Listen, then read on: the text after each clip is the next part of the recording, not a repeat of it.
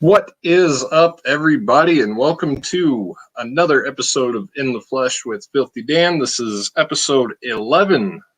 We've got Robby Sobel returning, and we're talking about more than just Twilight of the Dead tonight. Yes, indeed. There's been quite a few other things going on in the Romero world that we got to unpack for you guys. Of course, It's true. Twilight of the Dead is going to be taking quite a big emphasis, but Yes. there are some other things. I know one or two. Well, you know what? Not even just one or two. All of it, Robby is simply excited for.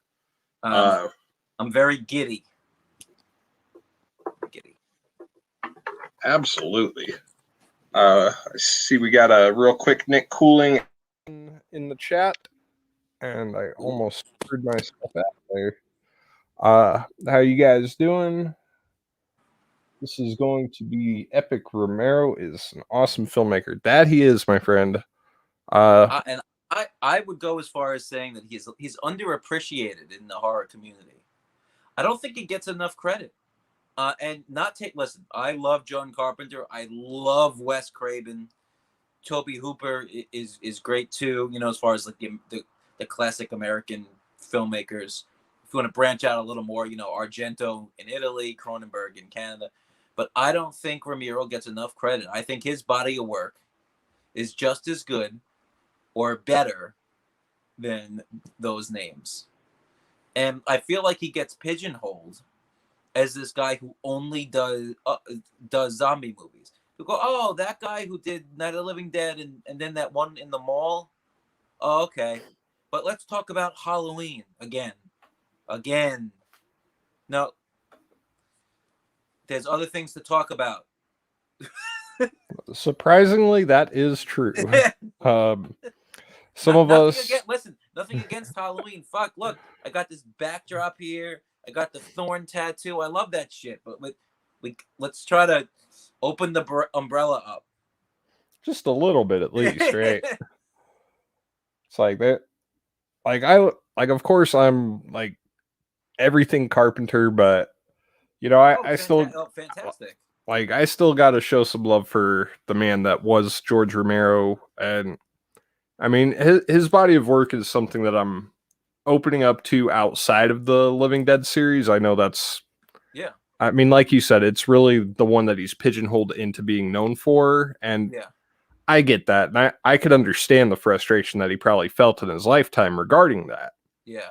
I mean, we've all had those, I guess you could say, little moments of indignation where there's a certain perception that you got to tie into that. Like, you cannot operate outside of this box that we have you labeled in.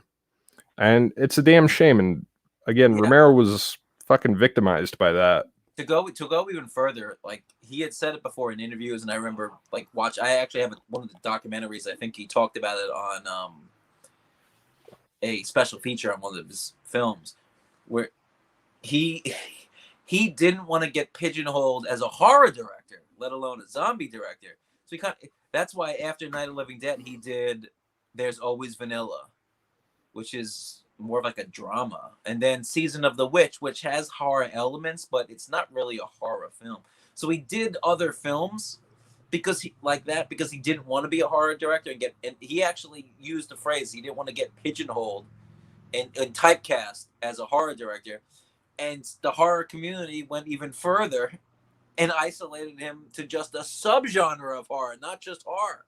Right. Like, oh no, come on. And you know, that's not to downplay the zombie movies. Shit, man, we did watch-alongs with the first 4, which are the better 4, and they're absolutely great. But there are other things to talk about with that.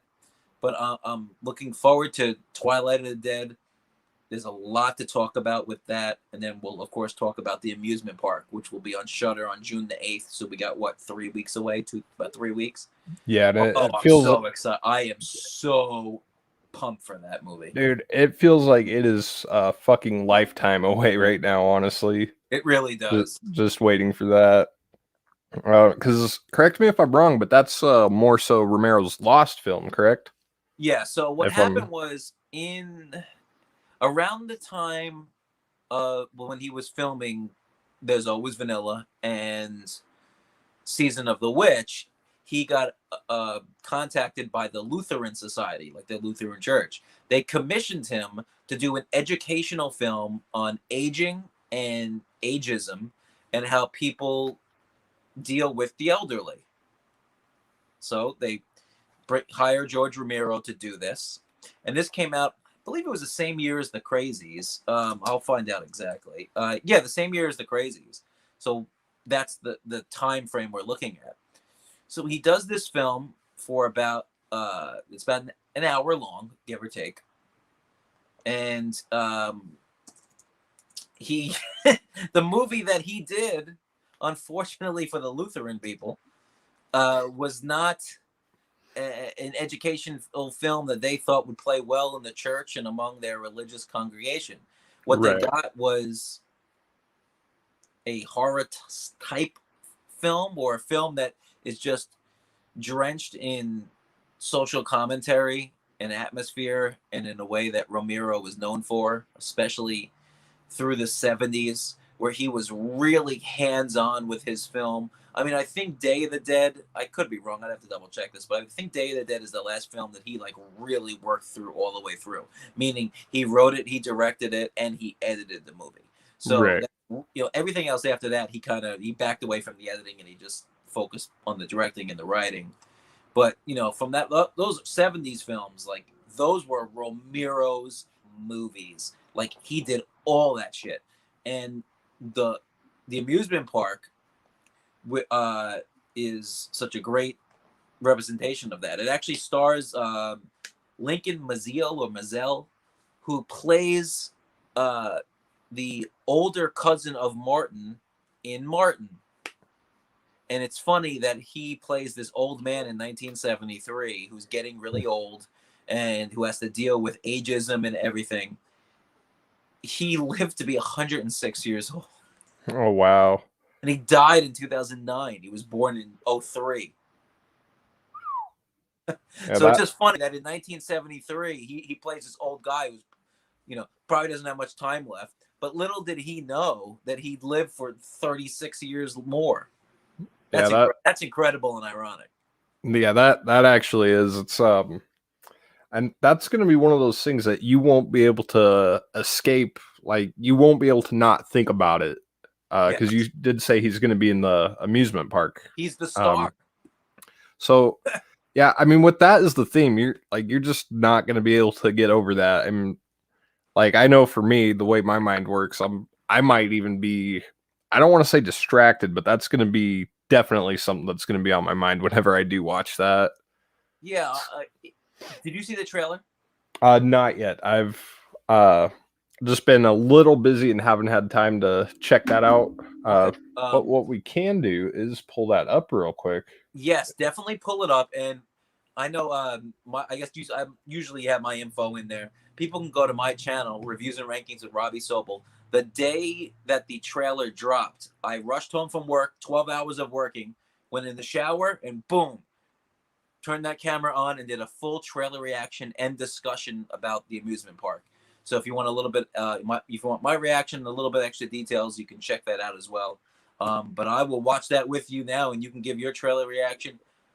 It's so Romero. It's so 70s Romero.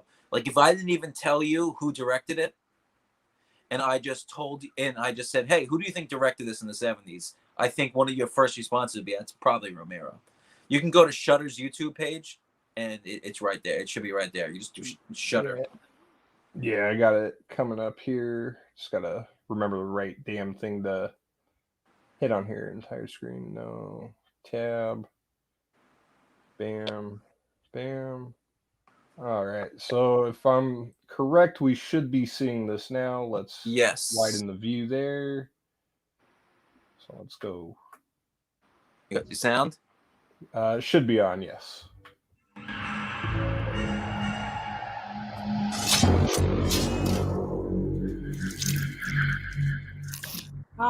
Two young lovers. You want your fortune told. We want to see what our life is going to be like. What part of life? When we get old. Are you sure? Yeah. You must see it all to the end. There's nothing outside. I'm going outside anyway. There's nothing outside. Nothing. One of these times, the door will open in your life, and you will step into the amusement park. No, it's fun. You'll really like it. Full of hope, anticipation for the future, and curiosity for what you will find there.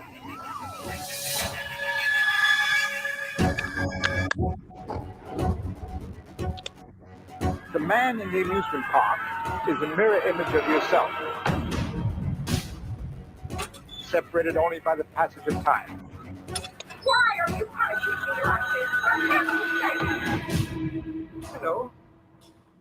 There's nothing out there. I'll see for myself. Bye.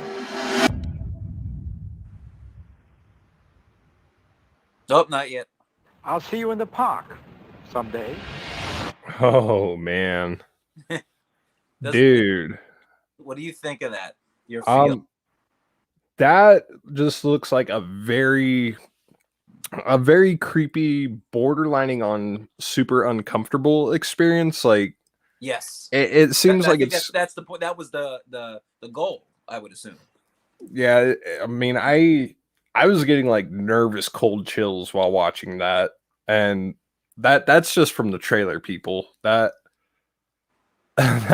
just a very terrifying reality in a lot of ways, is that not everybody, but a lot of us are going to get old and feel like we're sort of victimized and ostracized by society. And I think that's going to really poke on that, because I mean, if it was set up, you said, to be an educational piece, correct?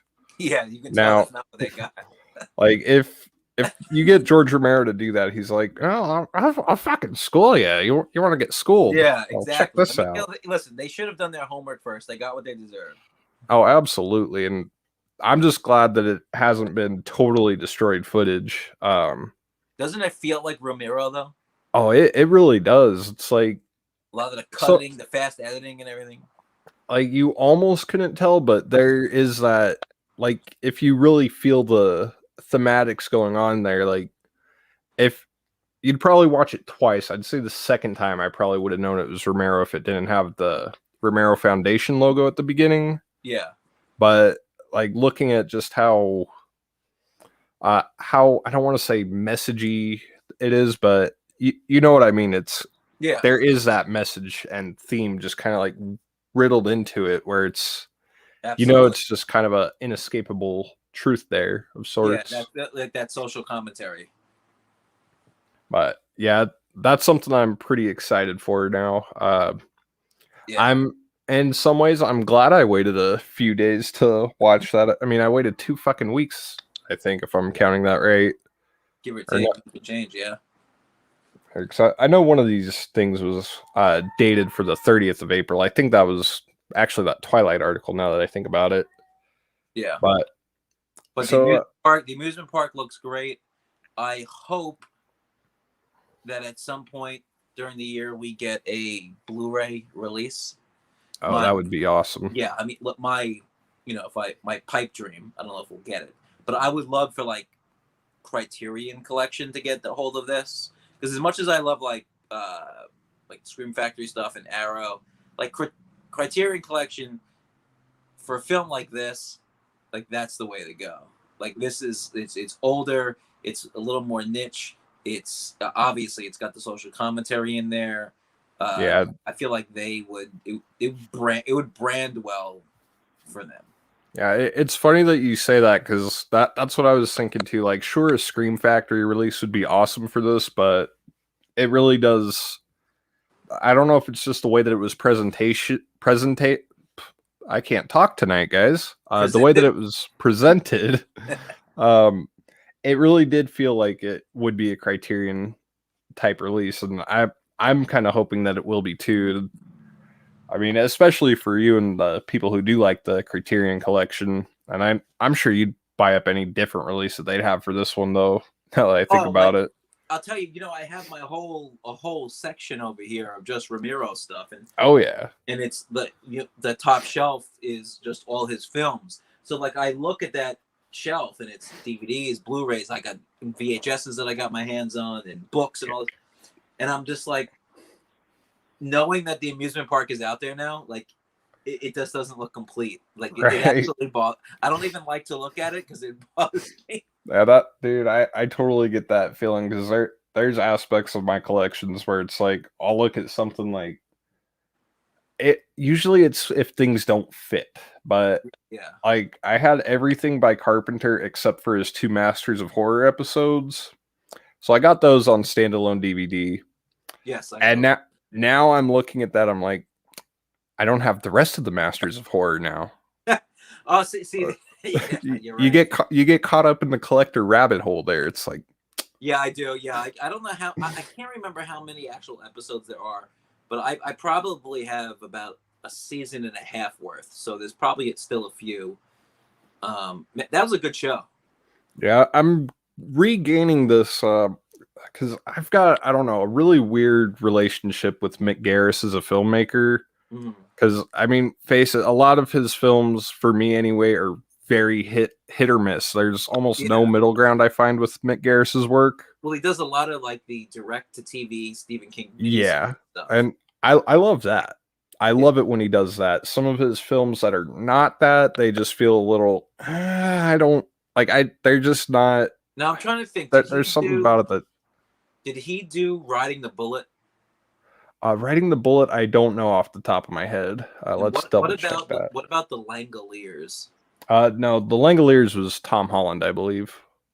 That was a fun movie, but that just came out at the wrong time because the CGI that was used, it was was so bad, but it was, for your budget for a TV miniseries, there was nothing, you didn't have much to work with. But it's like, if you did that movie now, I think it would play a little better. Oh yeah, the Langoliers is, I hate the term, but that's like my guilty pleasure King film, just because the story and Balky from Perfect Strangers, that's his freaking movie. Well, I'm gonna ask you because I actually have like a shelf, a multi-level shelf of just King stuff, books, movies, and everything, and I have I guess it's like a 3 miniseries in one, like a collector set. Right. The one that I have not watched, which I have not heard good things at all about. Who, Golden Years? The Golden Years, yes. Yeah, I don't know. I tried watching that. I mean, mind you, I was like 8 or 9 when I tried watching this one, and it's not made for an 8 or 9-year-old, so I was definitely far from the target audience for it. But it just wasn't doing nothing for me.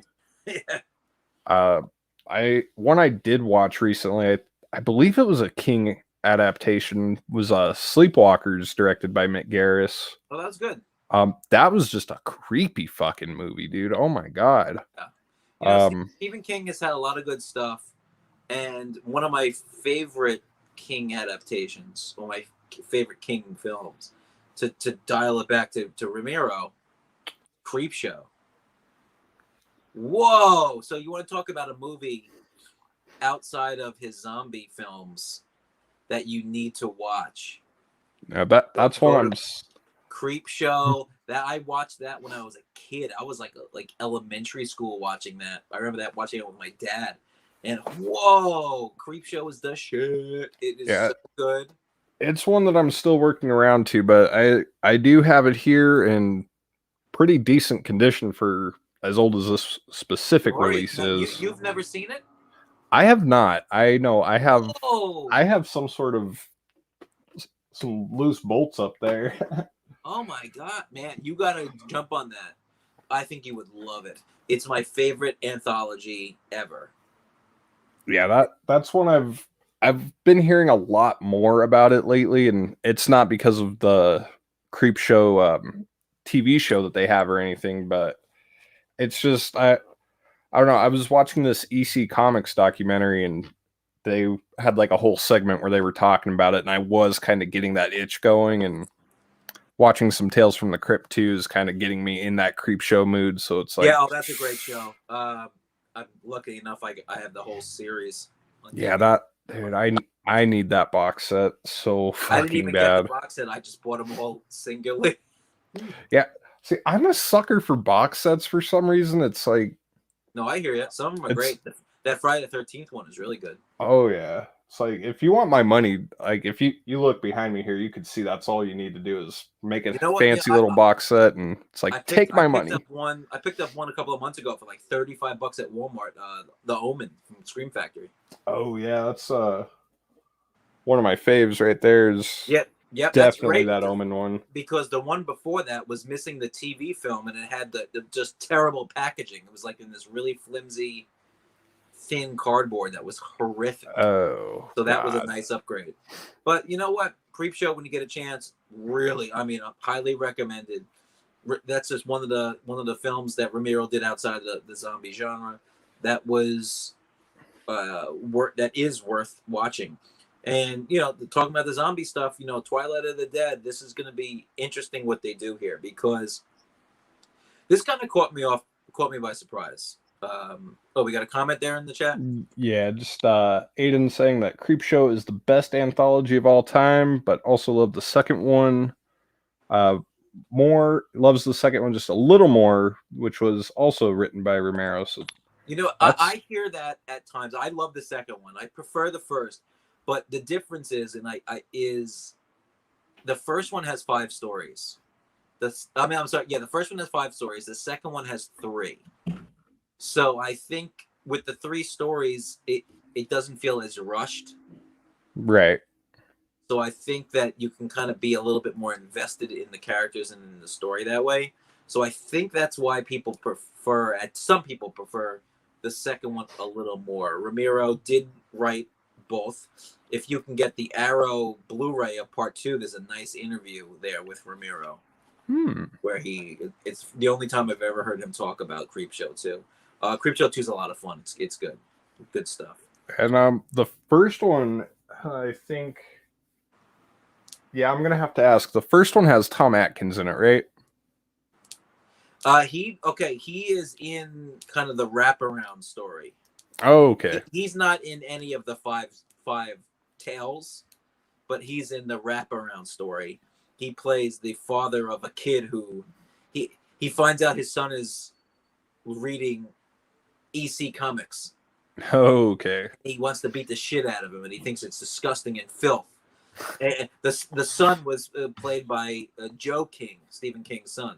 Okay. But the cast on Creepshow, you're talking Adrian Barbeau, Hal Holbrook, Ted Danson, Leslie Nielsen, Ed Harris. Okay, yeah, that. Holy shit! Yeah, that. Like, if I don't know why I haven't watched this yet before. I'm letting Robby right now publicly tear my ass apart for having not watched Creepshow, because look at that cast is amazing, isn't it? Like the cast, I mean, King and Romero. I believe Tom Savini's even involved in this freaking thing. So he did the makeup effects. Stephen King stars in one of the 5 stories. Yeah, I'm super aware of that one. He's like the farmer who gets like covered up and all that. Yeah, like he touches a meteor and it starts to grow, turns into like a plant. Oh shit. Yeah, so why have never watched this? I don't know, man. You got to watch this fucking movie. Maybe one day we can do, if you want, you can watch it on your own so you can really get sucked in, or we can do a stream and watch it together and whatever, man. I'll probably watch it, and then we could do like a live watch on it, like that way you can really take it in. Like I hate going into a stream watch blind, because it's like I find myself trying to pay attention to everything. It's like I've never seen this movie, so don't mind me, chat.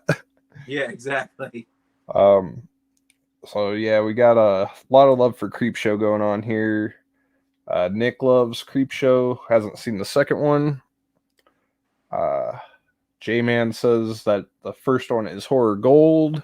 Yeah, both of them are great. The third one, which was released about 4 or 5 years ago, had nothing to do with Romero, King, or anyone. They somehow get the rights to the name, and it's the biggest piece of trash I've ever seen. I am fully confident that I could get together with our little horror YouTube buddies of ours, okay, on a weekend with a fucking iPhone and some makeshift lights, and we could construct a script in a day and film a better movie than what they pumped out for Creepshow 3. I'm not being facetious. I'm being serious.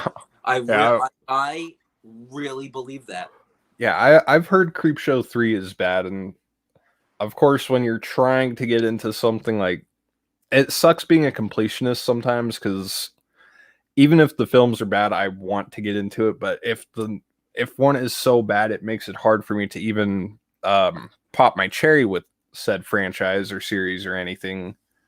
But I don't even consider like, it part of the franchise, because the only reason it is somehow the filmmakers weaseled their way into getting the rights of the title, and they shouldn't have done that. They did a terrible job, and it was a disgrace. It was like they came out with Day of the Dead Contagion or something like that. Day of the Dead 2. It was like a prequel of Day of the Dead. Where right. nothing to do with Romero. These schmucks just got the rights to use the title. Yeah, I heard about that one, and that like, just the thought of that one, it rubbed me a little wrong. It was like, very rarely do people use the Romero name and brand and made anything that was even close. They came out after they did that prequel Day of the Dead shit.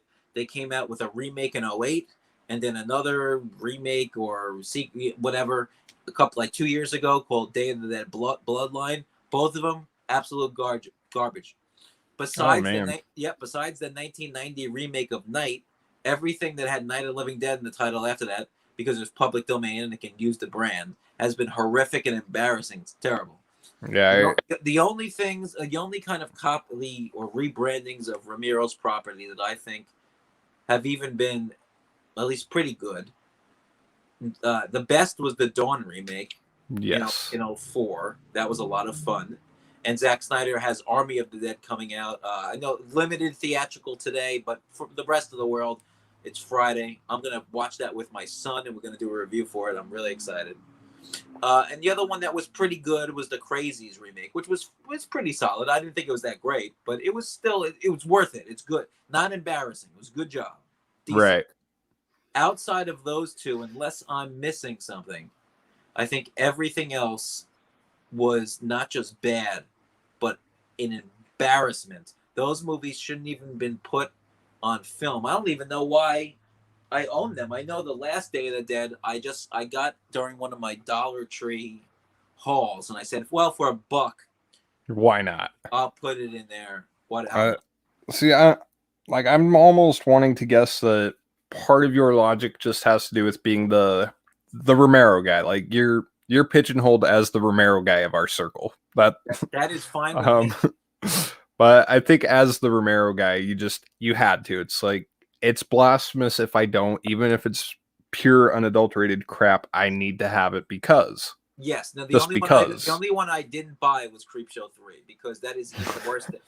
Creepshow 3 makes the remake of Day of the Dead look like a quality film. Oh wow. Yes. Like, I could watch the remake of Day of the Dead and actually be like, all right, it's whatever. Not a good zombie movie, but you know what? There's a lot of shitty zombie movies. You can watch them, and at least you can get through it. But the Creepshow 3, I wouldn't wipe my ass with it, because I wouldn't even want it touching my body. Oh man. So I've seen Body Bags. Very good. Yes, that's Carpenter and Hooper, I think. And Hooper, Wes Craven. Had a cameo in the gas station segment. Is my favorite of the bunch. Yeah, like, I like, man.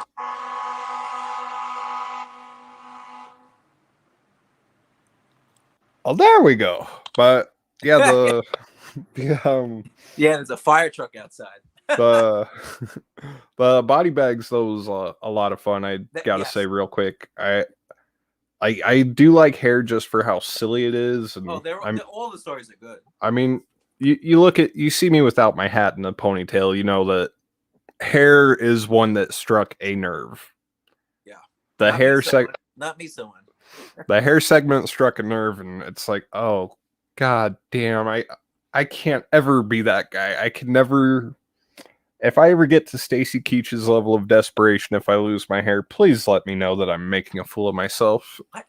You know what? I don't want to detour too much, but I have to ask you this. I saw a picture of a kid I went to high school with. Okay, now I keep it buzzed, but I'm not losing. This is just the style. But Right. he had hair here. He had one piece here.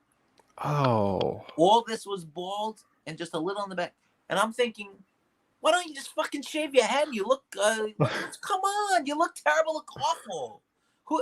I mean, listen, he's married and he just had a kid. I don't want to be too critical because, you know, I go to bed alone and he's got a woman with him. But still, I don't understand. Like, who says, like, oh, I know what's a good look. Let me grow out my balding head. It's yeah, it's hair loss is a very scary thing for me, but I know that my grandpa, he's like 70 something, he's still got mostly a full head of hair, mostly, so that's good. I'm pretty confident in that. Yes. It makes me worry a little less. I would probably cry and resort to drastic measures like the hair segment. Indeed. But yeah, body bags was just a lot of fun. So I'm thinking if I enjoyed that, and if you enjoyed body bags, you'll like Creepshow. Oh yeah, and I heard Creepshow's like technically like the top tier when it comes to horror anthology film releases. Yeah, everything is so great. There's a lot to talk about. You know what? Whenever you do get a chance to watch that, we have to do a stream because there's a lot to talk about. Breaking down the 5 segments, breaking down the wraparound.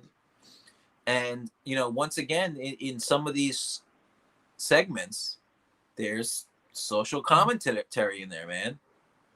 And it's just Romero, just in every one of his damn movies, it's there, man. Sometimes it's a little heavier than others, but it's just great to see. I love when I'm watching a movie and there's just more there. There's more beneath the surface. Right. And especially when it's done in a way where it's not like completely shoved in my face 100%. Because I still want to be able to enjoy the movie just for what it is, for the story, for the character arcs, and things like that. Like something that works, like you don't have to invest yourself in everything. Like you can just kind of have it. You can have it there, just have friends over and talk freely amongst yourselves while the movie plays, which is not my ideal way of spending a night, but I mean, to some varying degree anyway. Yeah, no, I agree. It's like it's nice to have some more meat on the bone. Yeah, like you don't have to pay attention to it, but if you do pay full attention to it, you get a whole different experience than if you just kind of have it there. If that makes sense. You just hit the nail on the head. That was what you just said was perfect. That's exactly what I'm getting at. Boom. Not a fucking home run right there, man. Absolutely. And it is good. That was a football gesture with a home run. I don't do sports. Clearly, but that's fine. It's like I mean you look at my area, I'm clearly a movie guy, not a sports guy. Yes, I have a one-dimensional personality, damn it. It's okay, man. A one-dimensional schizo. But yeah, you love your music though too. That is true. You can't, you don't want to, not give that credit. That is true. Oh yeah, Robbie. Yeah. Well, I didn't bring. Okay, so the mention in the chat about the Night remake. We didn't mention that one, but we should have. That is actually my favorite remake. But the reason I didn't mention that, and there's a reason for it, because we were talking about the best properties that were kind of redone, but done poorly. Well, we also talked about the good ones, but the reason I didn't mention that is because Romero wrote it. So I was talking about the best Romero like rebrandings, like that he didn't have anything to do with. I don't think including Night on there really was. It's not the same because he wrote the movie. Right. It's almost. He was on set at times as well. So I don't. I mean, It's like a half point that's there. Of course a remake, but if you're talking about everything that was redone by people outside of Romero, I can't really count that one. But yes, that's actually my favorite remake of all time. The Thing is a better movie, but the Night remake is my favorite because I remember growing up with it and I have a little more nostalgia. But The Thing is right. Talking about, because doubts that people always ask that. They go, "Whoa, you mean you think it's better than The Thing?" No, it's not a better movie than The Thing. I just like it a little more. Like the key word is like, not better than. Yeah, I mean, there are some remakes that I think hold up as being as good or just as good as their original. The Blob is another one. I really do like the original with Steve McQueen, but that remake is top notch too. Yeah, that's one that I've heard mostly good things about. I didn't jump on that one quick enough. I had that in my Amazon cart just waiting. Yeah. And waiting. And of course, the day I'm ready to go get it, this item is no longer available from the manufacturer. It's like, this is going to show you how sick this collecting is. I'm trying to look to see if I have the Blu-ray of the Blob. Yep, I do, from Scream Factory. That's terrible. I had the movie. I have it on VHS. I have it on DVD as part of like an 8-pack. Right. And for the longest time, I didn't have the Blu-ray, and I did buy the Blu-ray yet. Okay, this is so bad when you can't remember spending 20. Because it was probably like $25. Right. You have so many movies that you can't even remember. If you drop $25-$30 on a movie, that's sick. That's a problem. You got to be able to remember that. Yeah. It's like I count. I have an app where I count everything I own here, movie wise, and I'm at over 1,600 movies. Yeah, I use Letterboxd for that. Like, I have one specific list in there that is just my documented collection, and a secondary list that is, okay, what do I have multiple copies of? Because yeah, it's like I have something called iCollect. It was like $10 for the full version, and you actually scan the barcode, and it gives you all the information for the entire movie and what release you have. And so, like, when I'm going to track my collection, I just scan. And I mean, it took a long time, but it's worth it. But yeah, you know what? Going here to Twilight of the Dead, this was. Are we ready to talk about it? Oh, I think so. Okay. So Twilight of the Dead was a treatment that Romero wrote before he died in 2017. Now, this is supposed to be the final chapter of his Living Dead films. Now, it's important that hearing about this confirms something that we've talked about before, that Diary and Survival are not canon in his zombie, trilogy, quadrilogy, whatever. Because you got to remember, Night of the Living Dead came out in 1968, and the way, of course, we had described it was representing what the first wave of a zombie apocalypse would look like in 1968.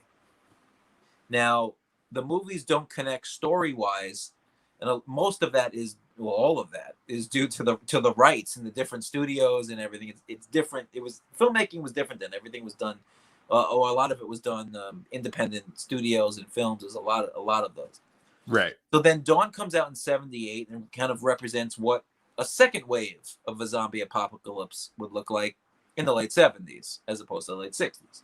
So Day of the Dead comes out in 1985, and we get what a third wave would look like, but just in the mid-1980s.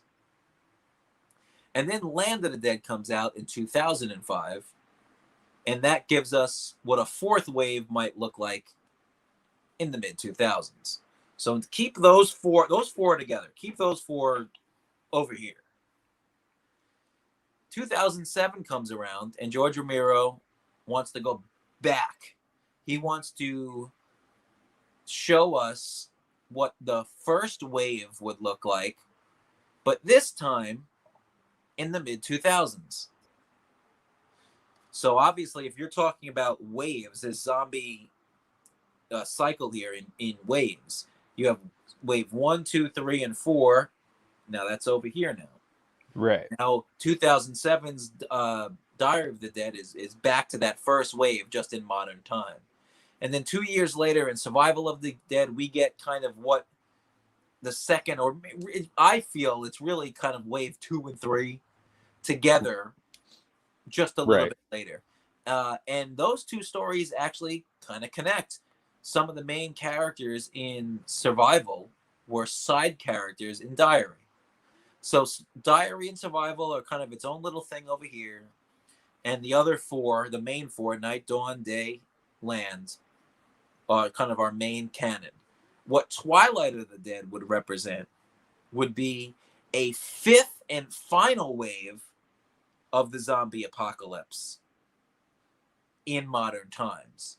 So if George was able to make this movie when he was alive, or if it gets done now, technically you can put up those 4 films, first 4, with Twilight, and that's kind of its own thing. Now, it's important to also, there are 2 other things to talk about with this.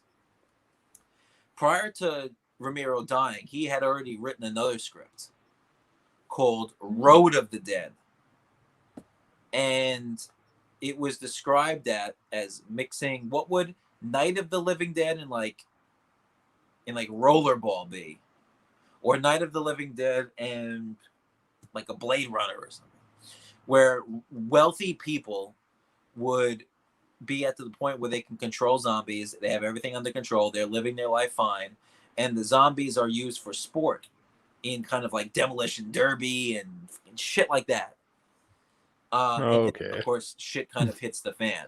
And I think the commentary that he was going to tell with that story was really how the wealthy just use the people at the bottom.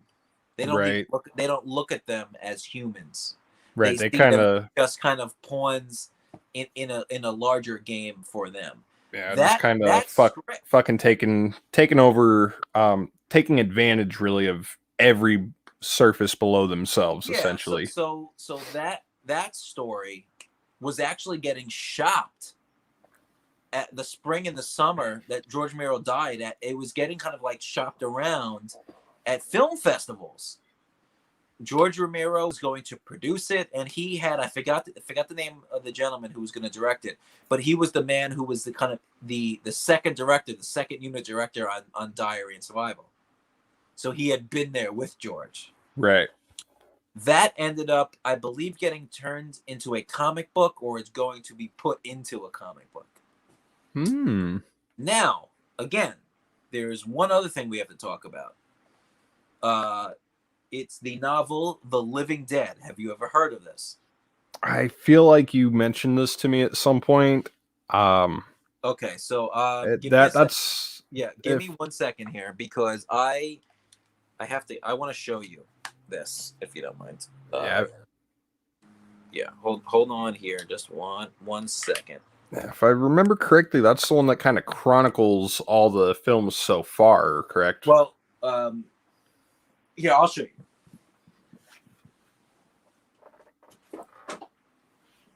So Romero, before he died, was writing a novel because he was having trouble getting another movie made. So he wanted to put in a novel a full story. In this novel, it tells all different stories about what's going on during an entire zombie apocalypse. It starts off with one body dead in the morgue, how it gets reanimated. Then we meet all these other characters around and whatnot. And it all comes together. He wrote, I think it was close to 70-something%. And then wow. Yeah, and then he died. And some of it wasn't even all put together. It was just like different chapters. Right. His wife, Sue Romero, who we will talk about more soon, who's a freaking saint. hired a man named Daniel Krauss, a famous writer, novelist, to piece that together and kind of finish anything that needed to be finished. And what you got was this. So I think, and it's thick. yeah, I do remember you showing me that, and if I remember correctly, that's like one of your favorite Romero items. Yeah, this book is 650 pages. Clive Barker says, like a lost Romero classic, which will play out on the inside of your skull long after you finish. That's from Mr. Clive Barker. Well, that's a hell of an endorsement there, man. I've read part of this. I haven't read it all the way through. Part of me, before I heard the news about the amusement park, before I heard the news about Twilight and Dead, I got this book when it was released. I pre-ordered it, so I got it right away, and I got it at on Amazon. Right. I held back from reading it too much because I didn't want it to end and then not have anything more Romero to look forward to. Even when you have a favorite director, if he's still living, like you love Carpenter, who's great. Even though he's not really directing anymore, you can go, well, maybe he could. Right. He's in pretty good health. He does the score for Halloween. He does his music stuff on the side. He wrote a Joker comic last year. So he's doing things. So right. You still have that to hold on to. But when, like in my case with Romero, he dies, you don't want to end, if you think this is his last work, you don't want to end it too soon. Exactly. You want to, you'll be heartbroken. like you want to savor it, and it's like that's like you've reached the metaphorical end of the line, and it's depressing.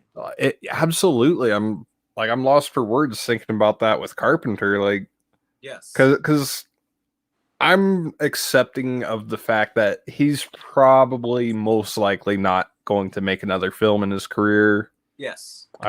It's just he complains about how it's hard on his feet, and he's already a chronically lazy person. I'll be the second person to admit that after him, but he just doesn't have that drive in him. Yes. So it's like he'll score things, so that's something to look forward to, like you were saying. So there's still Carpenter potential out there. Man, wouldn't it be great if they just let him direct Halloween Ends? I feel like that would be the perfect bookmark there, and they'd have to pay him a shitload of money. Like, yeah.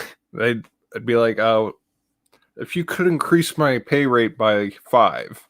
Yeah, you're right. But I'll tell you, so I had to make sure that I mentioned Road of the Dead and then the Living Dead novel, because, this came out about Twilight being kind of his last say on things, but those were 2 other projects that he had going, one which was thankfully finished, Exactly.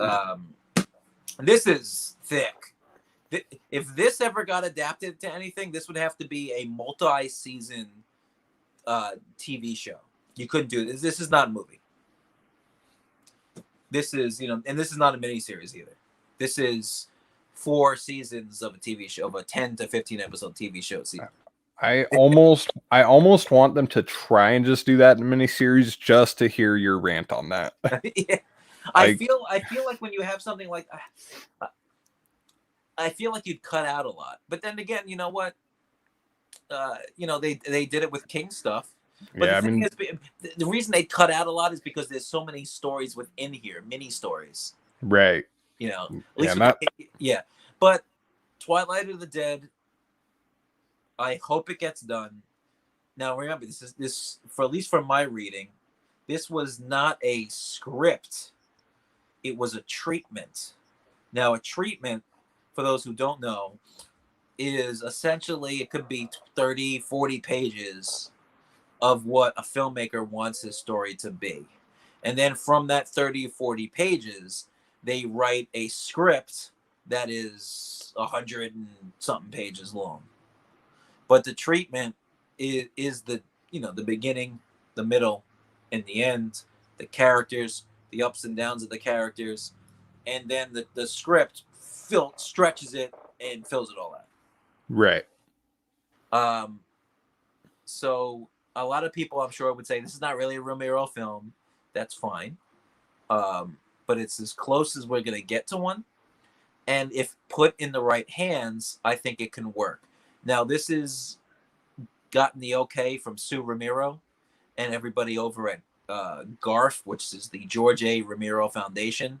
I got a friend of mine on Facebook. His name is Matt Bazzi. I always forget how to pronounce his last name. He's a big-time Romero guy. He's the guy that you want to kind of follow along with. And, he was talking about this as well. If it's getting the blessing from the Romero Foundation, if it's getting the blessing from his wife, then I see no reason why fans can't give their blessing as well.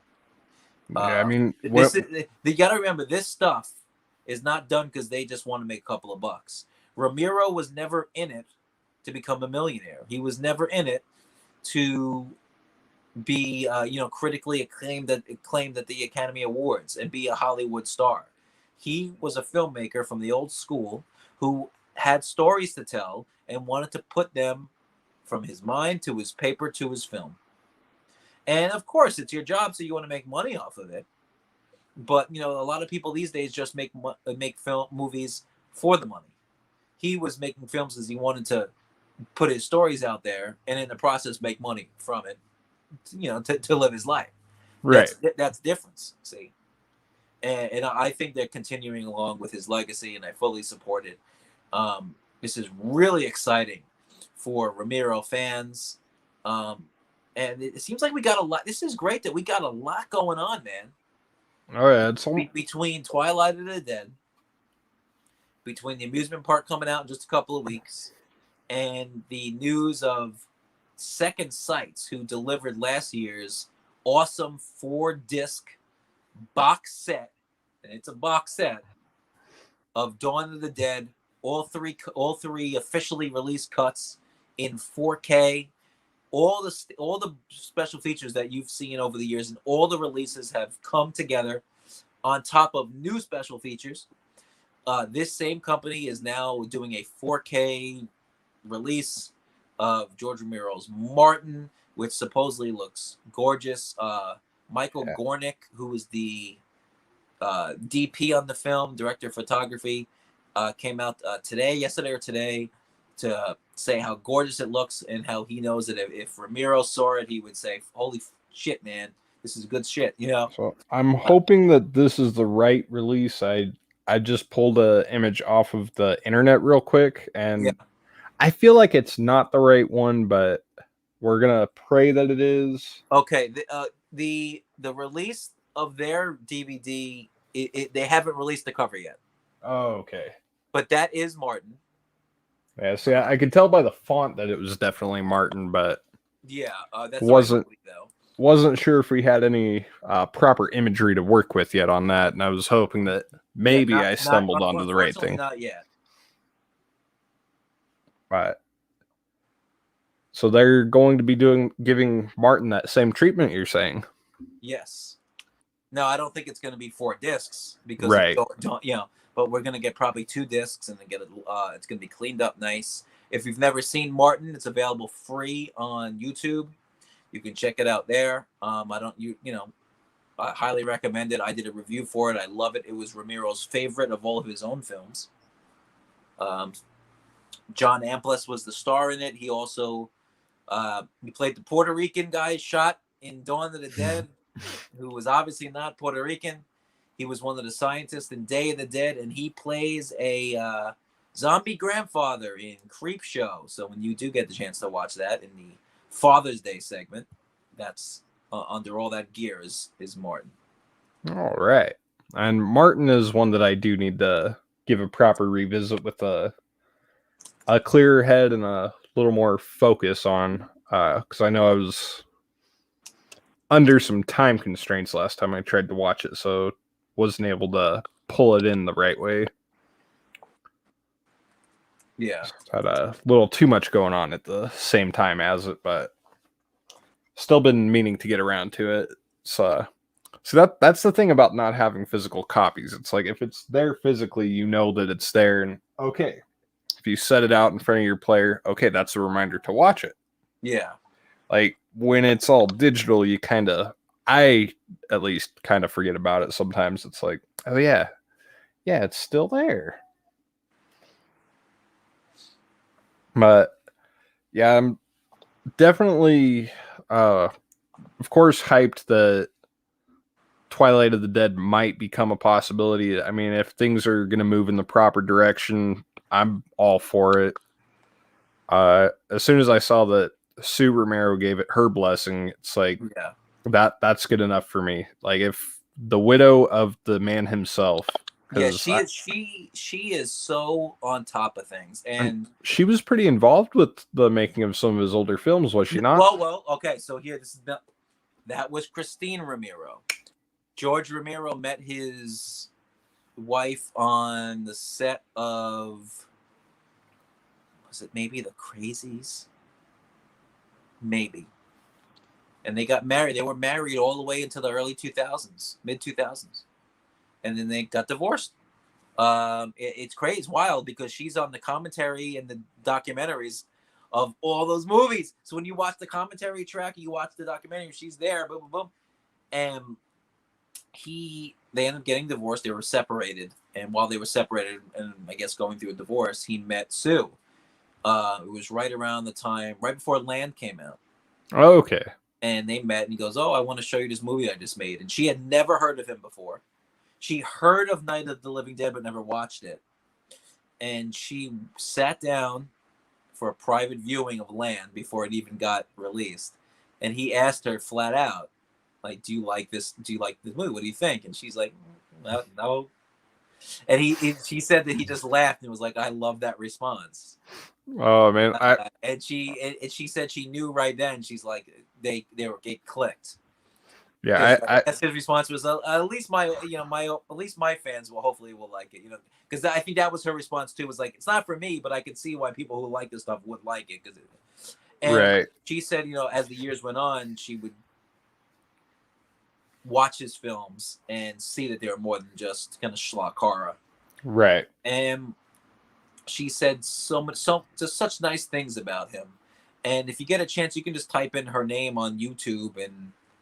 Recently she wrote a nice little article about him. He's passed away now in July, will be 4 years. I remember I heard about that when I was in Vegas at the time on vacation. And I was traveling, I was just about to leave the Hoover Dam when I got that news. And I go, this is terrible. My girlfriend of like 4 years or whatever had just broken up with me like 3 days earlier. Oh, man. I was fucking miserable. I was like 210 pounds or something like that. I was a fat mess, dumped, feeling terrible. And now my favorite director dies and I'm stuck in the fucking Hoover Dam. Like, it's just terrible. Yeah, that just sounds like a whole week of like, you're being pushed to your limit. You're being fucking ground down to your fucking breaking point. Like, yes, damn. I was left alone on the strip in Vegas. On that trip, my brother ended up hanging out with a football player and some girl that they met, and I remember him telling me, he's like, "Do you mind if I go back with them?" And I'm like, "Hey, if you can get your shit wet, go for it. I don't know you." And so he left, and I remember I'm drunk, miserable, sad, and walking around alone in the strip of Vegas. George Romero's dead. I got no girlfriend anymore. I'm fat. I'm exhausted. It's 100 degrees in Vegas, and my fat is sweating everywhere. Oh my god! It's terrible. Like, and I have to put a smiley face on because we all went there for my grandmother's surprise 90th birthday. So I'm like, hi, Grandma. I'm dying inside, but it's fine. God, so it sounds like it took everything you had to not just walk aimlessly into the deserts of Nevada. There, I was ready to. That was it. I'm glad I wasn't by and you know what? I went to the Grand Canyon. I'm surprised I didn't just take a leap. Say, fuck it. Like, Georgie, I'm coming to see you. That's it. But you know what? She seems like a great woman, and I encourage everyone to kind of reach out to Google up the George A. Romero Foundation, GARF. They will update you on everything that you need to know about this film and everything that's Romero related. And I just think it is just so great, you know, especially being the Romero guy. That's kind of my thing now, I guess. Yes. Whoop. Oh, sorry about that. Whoa. It's so great that in 2017, we can now still have George Romero content to look forward to. Whoop. Yeah, it's absolutely astounding, honestly. I thought that there was no more potential Romero projects out there that could see the light of day, and it does put a smile on my face to know that there's still more Romero out there for us to get. Yes, I agree. It's just a really, it's a treat. Really It's nice fun. feeling. Yeah. It's sad, but it's bittersweet. And it's not just the one, you know, knowing that, you know, this amusement park's coming out, and it's something that Romero did himself, fully him. And then you have Twilight, which is like partially him, and then others can take over it, but it's still his vision. And then you're getting new restorations of older great films, and you know, something like Martin, which is his favorite film of his. And, you know, because it's going to get a new release, it's going to be seen by people who have never heard of this movie. So it gives it a second life. So it's kind of Romero coming from all angles here. Cue the Killer Flicks chat. Right? Hey man, I anytime I hear anything Romero, I go and drop that shit in Killer Flicks. So I'm like, no one else is gonna fucking do this shit. So I almost feel it's my duty to do that. And you know, day one when Amusement Park drops, I will have a full freaking review for that shit. Day one, I'm gonna boom. The trailer reaction I have now, you know, most of the time when I do trailer reactions, it's more than just a trailer reaction. I discuss the backing of the film. There's more than just me looking at it for 2 minutes and then turning the camera off. Right. So with that one, you're going to get more information. A lot of the stuff that we discussed today will be in there. But the review, I'll go even further with it. I'm just really looking forward to it, man. Our foundation is fantastic. His legacy lives on. That is an absolute honor. I mean, I'm sure. God, that was just a weird way to word that. It is an astounding thing, honestly. It's amazing to see that they're definitely keeping his legacy alive. Well deserved. But yeah, I'm looking forward to the amusement park, and I'm also looking forward to your thoughts on that when that comes out. Here's something that I think is interesting to point out. And this is in the article I told you that his wife recently wrote. She actually wrote it for Fangoria earlier this month.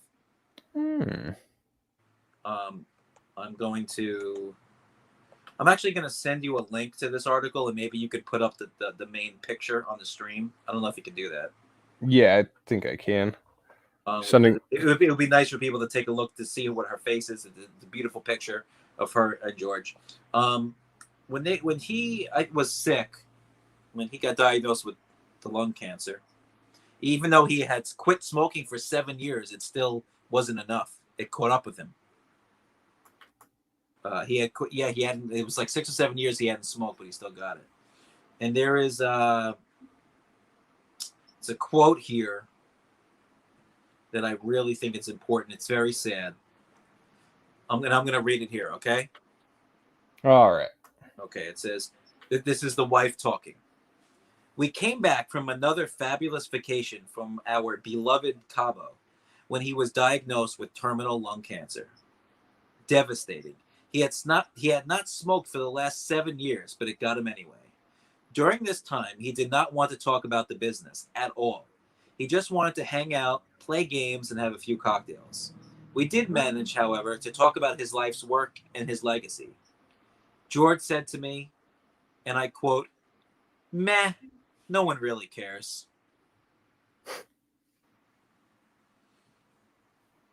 And that is just terrible.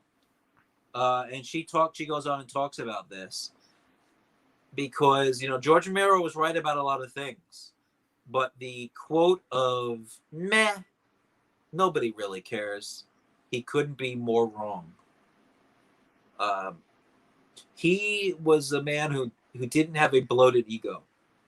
And I think, the feeling I got from him while he was alive, and even hearing these stories and reading that quote, I don't think he even realized how important he was to people and his work was to people. Right. At all. He's somebody who I think undercut his own work. I don't think he realized how good of a filmmaker he was. And in that video that I did for this, I made sure to note that, George, I used to always say, oh, George Romero's my favorite director. I say he's my favorite filmmaker because he was a writer. He was an editor. He might have been a better editor than anything else. He acted in some of his own movies. He had a pretty decent role in Martin, Right. made cameos in others. And he was a true filmmaker. He's someone who put the pen to paper, shot it with the camera, edited it up, and then delivered it all. He didn't just do one asset of it, one part of it. Right. He was the auteur, and a total package. I know auteur is a term that auteurs tend to hate sometimes, I've noticed. Yeah. Like, I know Hitchcock was one of those, and he's like, I'm not an auteur. I make my movies all the way from the ground up. Yeah. It's like, motherfucker, you just described an auteur. Shut up. But he did, he really, I wish he would have known how much he was respected and loved. And I agree. Bruiser needs a Blu-ray.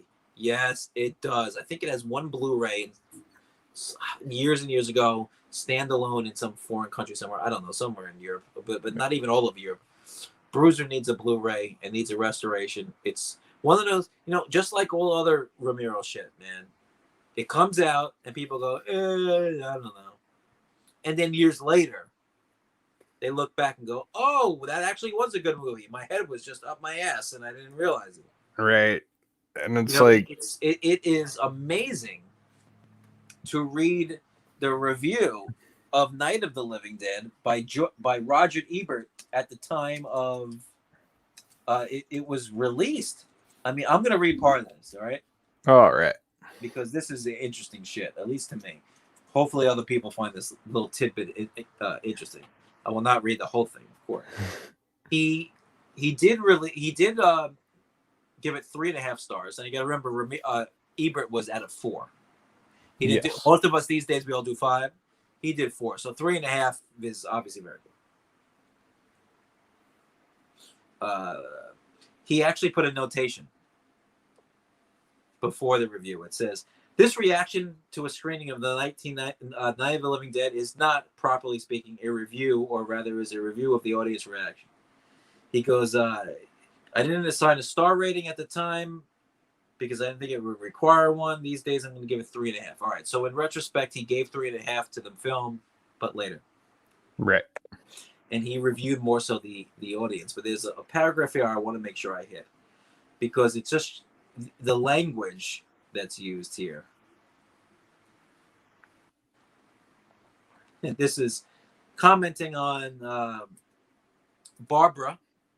She's now in the house. She's run from the graveyard. Johnny is killed.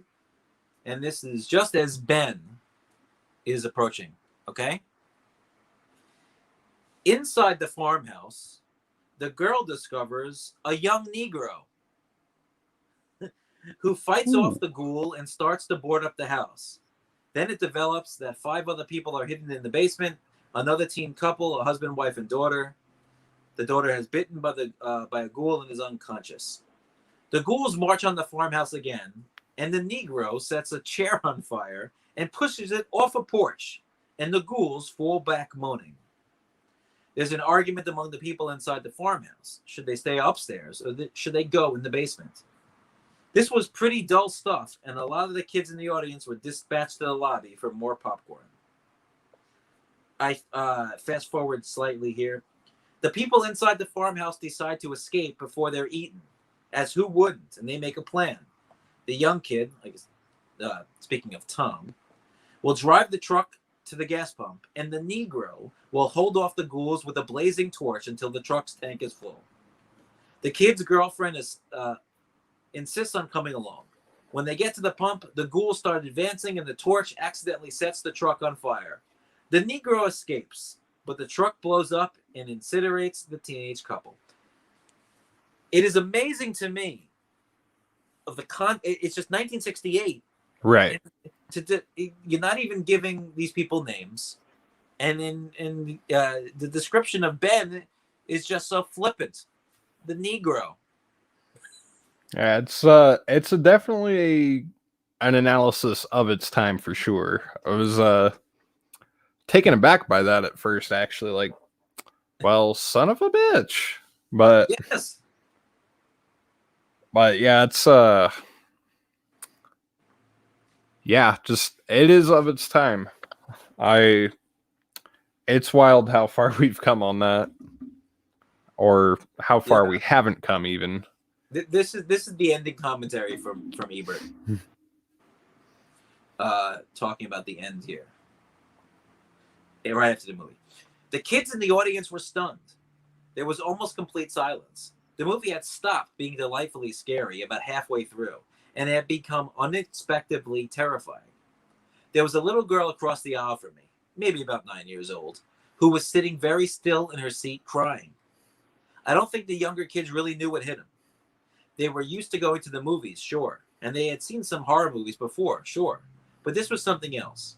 This was ghouls eating people up, and you could actually see what they were eating. This was little girls killing their mothers. This was being set on fire. Worst of all, even the hero got killed. It's hard to remember what sort of effect this movie might have on you when you were 6 or 7. But try to remember, at that age, kids take the events on screen seriously, and that they identify fiercely with the hero. When the hero was killed, that's not an unhappy ending, but a tragic one. Nobody got out alive. It's just over. That's all. I felt real terror in that neighborhood theater last Saturday afternoon. I saw kids who had no resources they could draw upon to protect themselves from the dread and fear that they felt. That is some crazy shit. That's a great review. Oh yeah. And an interesting, obviously the terminology is dated. Oh yeah. But, yeah, no doubt. That's a good review by Roger Ebert, who was, I'm always left scratching my head about Roger Ebert when it comes to horror movies, because in some ways he craps over so many of them, but then there's some that he really held on to and loved. Fucking gave Last House on the Left 3.5 stars out of 4. Right. Loved it. Loved Texas Chainsaw. Loved Dawn. Hated Day. Loved Night. Yeah, So a lot of mainstream critics just crapping horror movies across the board. Ebert would come in at times and say, these are kind of worth. That could be an interesting either review or stream or something, just to talk about what horror movies did Roger Ebert actually like. Because right. It's like when people think of movie reviewers, he's the guy. Growing up, it was Siskel and Ebert. And then Ebert. Oh yeah. It's like, I know, like, growing up and watching movies on VHS, you hear that all the time during the previews on a VHS tape. Like, Siskel and Ebert give 2 thumbs up. It's like, you may not know who they are, but you're at least aware of them to some capacity. Like, you'd even hear about them on the radio when they're doing radio spots. But The Thing, only 2.5. Oh, that's not too. He says at the end of his review, The Thing is basically just a geek show, a gross out movie in which teenagers can dare one another to watch the screen. There's nothing wrong with that. I like being scared, and I was scared by many scenes in The Thing. But it seems clear that Carpenter made his choice early on to concentrate on the special effects and the technology, and to allow the story and people to become secondary. heavily disagree, because this Absolutely. material has been done before and better, especially in the original Thing and in Alien.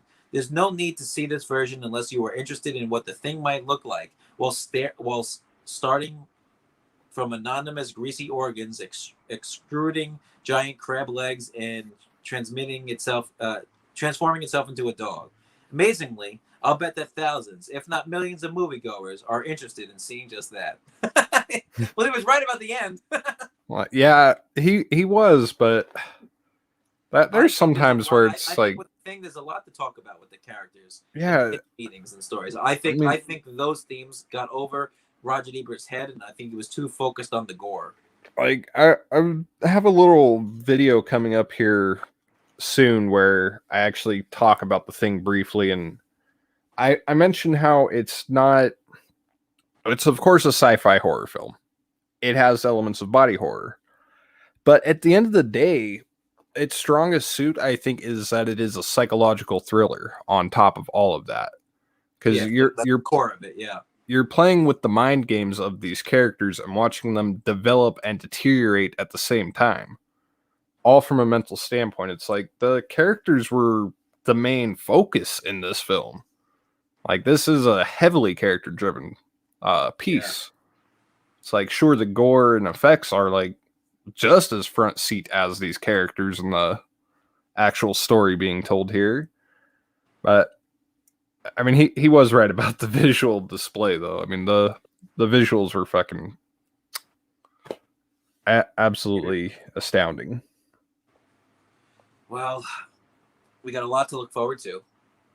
Absolutely. And I can't wait to talk about this. And I am really looking forward to you watching Creepshow. Yeah, I don't know, again, why have I been waiting?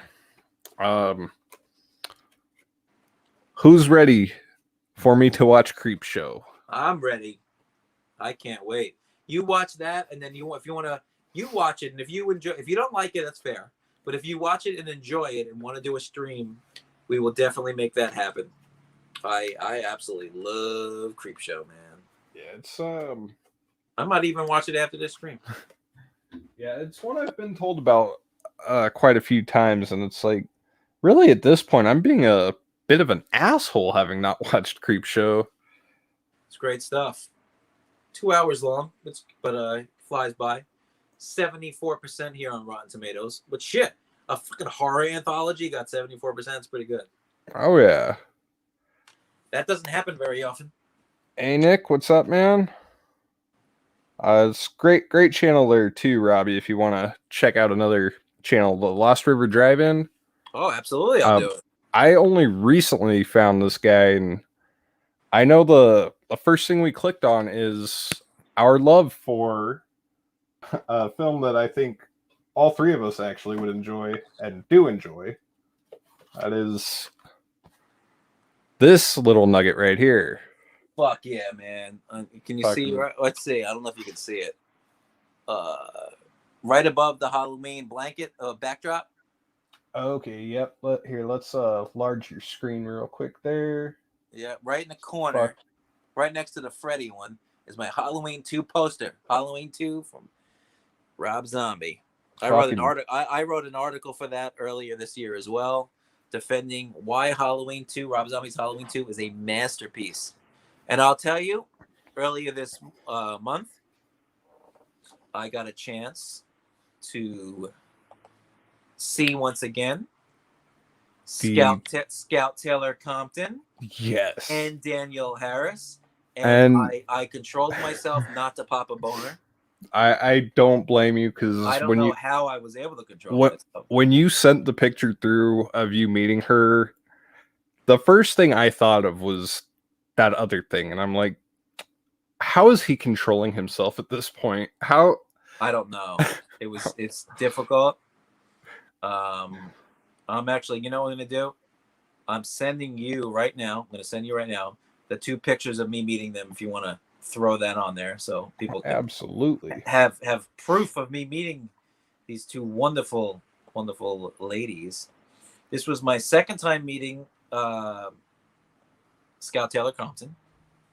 Third time meeting Daniel Harris. I got new signed 8x10s by them. Oh, God, they're so fucking hot. Daniel Harris was nice, sweet. It seemed a little more quiet this time around, but very nice. Scout Taylor Compton, chat your ear off. We were chatting about movie stuff, and then we started talking about, her father had COVID, and my kids had COVID. So we started talking about that, and it's just like to talk about something that's not movie related makes you feel a little more personal. Oh yeah. Scout, because I think with the recent news about her dad, kept her mask on. So with her picture, I kept mine on.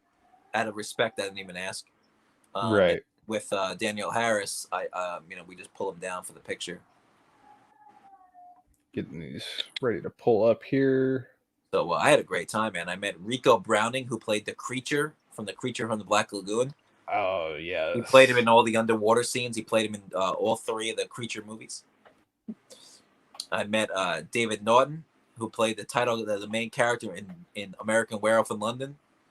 David, the one who turned into the werewolf.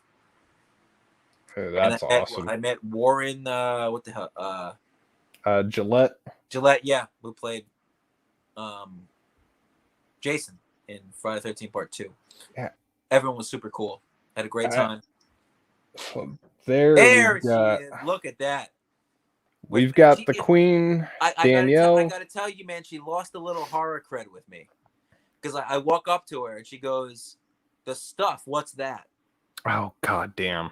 I was like, what? I told her, I go, really? She goes, yeah, what's that? I go, it's a Larry Cohen cult horror movie from the 80s. She's like, oh, I didn't know that. I was like, oh, okay. Oh, shit. And there she is, Scout. That's the one. I would listen, I'd get her pregnant. I don't care. I don't want any more kids, but I wouldn't even care. I would just do it. It's like, it's almost a public service at that point, and I think this is the statement of the evening right there. Yep. That is the statement of the evening. She is, and she's in better shape now than she ever is, and she's super fucking cute and so sweet. I'll meet her again, man. I would. I almost dropped $120 to do a professional photo op with both of them drenched in blood. God, my mind went absolutely sideways with that. Like, how much do you think it would charge for a picture of them drenched in? Cut the airwaves. Hot. But they were great in Halloween 2. I really like Scout's performance in Halloween 2. Yeah, people don't like it. Dude, she doesn't get enough credit. Most of the people who don't like that movie, there's 1 or 2 reasons. Now, I'm not saying these are the only reasons, but most of the time. Number 1, they just fucking hate Rob Zombie, and anything he does, they take a shit on it. Number 2, they're so hung up with the original canon or original Michael Myers that any change to that story or the mythos, they hate it. They hate it. How they do that Exorcist head spin. They're so stuck on their fandom, and then they hate Rob Zombie. So it's like a double F fuck you, and so they won't give it a chance. But I don't have a problem with anything Rob Zombie did, and the reason is because it's its own canon, it's its own universe. Who gives a shit? Like, if this was supposed to be a sequel that was following the original story, I can see why people saying, "Well, Michael Myers shouldn't talk now." Well, of course he shouldn't, but this is a different Michael Myers. And he talked for the first 40 fucking minutes of the first one. It's like, do you guys, like, I get so fucking frustrated thinking about it sometimes, because it's like, you gotta understand that a reinterpretation or remake of a film that we all know and love is, I think, doing itself a favor by trying to be different. Sure, it's gonna fuck it at the end of the day. Yeah. But I think going and doing something different is exactly what it ought to be, because it gives it its own identity, for one. Yes. It shows that there's originality. There's never a fair way to win this. I mean, if he'd have redid Halloween 2, just setting it in the hospital for an hour and a half, I think people would have still hated that as much as they already hate it. I like that he did part of it in the hospital. Because the way it's kind of explained to me is that the first part of that hospital sequence is real. Right. And then the second half of the hospital sequence is a dream. Yeah, that's something I still try to determine exactly where does the real Halloween '07 end in Halloween 2 and where does the nightmare begin? Yeah, I think Uh, it's once she gets out of bed and then she like then what I think it's really once Michael gets in there, like her freaking out on the gurney, her getting into the bed, all that's all that happens, and everything Right. else after that was just her PTSD and stuff. That's how I look at it. Yeah, it's one that fuck I'm gonna be rewatching that again here not too far from now, so it's gives me another chance to really look on it and try and redecide exactly where it ends. I always figure that the after Michael breaks out of the van is really where the whole dream sequence starts. Yes, that's yeah. Like because the white horse, which I think is a really cool concept, honestly, And it's only was has like 5 minutes of screen time. I don't like exactly. People complain about it because it's become like this cool thing to just bitch and moan. Oh, the white horse. Like, fuck you. It's got like 5 minutes of screen time. Seriously, and get over it, pal. I think it's a pretty cool idea because it shows that Michael is somewhere else in his own head. Yeah, like he's got his own fucking thing going on.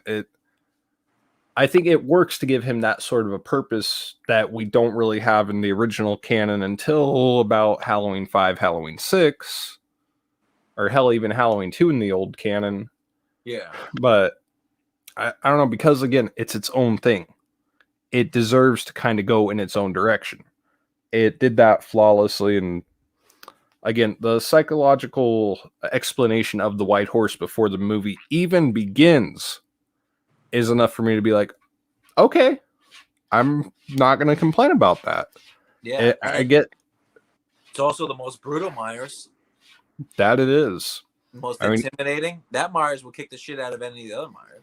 I mean, George P. Wilbur is my favorite in Halloween 6, but I agree. I love Curse. I mean, like, shit, right here. I swing gleefully on the nuts of Halloween 6, but I don't know about you. I'm a producer's cut guy. Yeah, most of the time, yeah. Like I like the ending better. The people said to because people will come at me and they'll go, Michael got stopped by rocks. I go, it's the fucking story. You like it better that he got beat where green ooze came out of his head by Paul Rudd?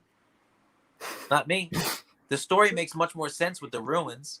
And also, I don't like the fact that after 6 movies in the theatrical cut, Donald Pleasance dies off screen. Right, and is yelling, and you don't even see him. Exactly. That's terrible.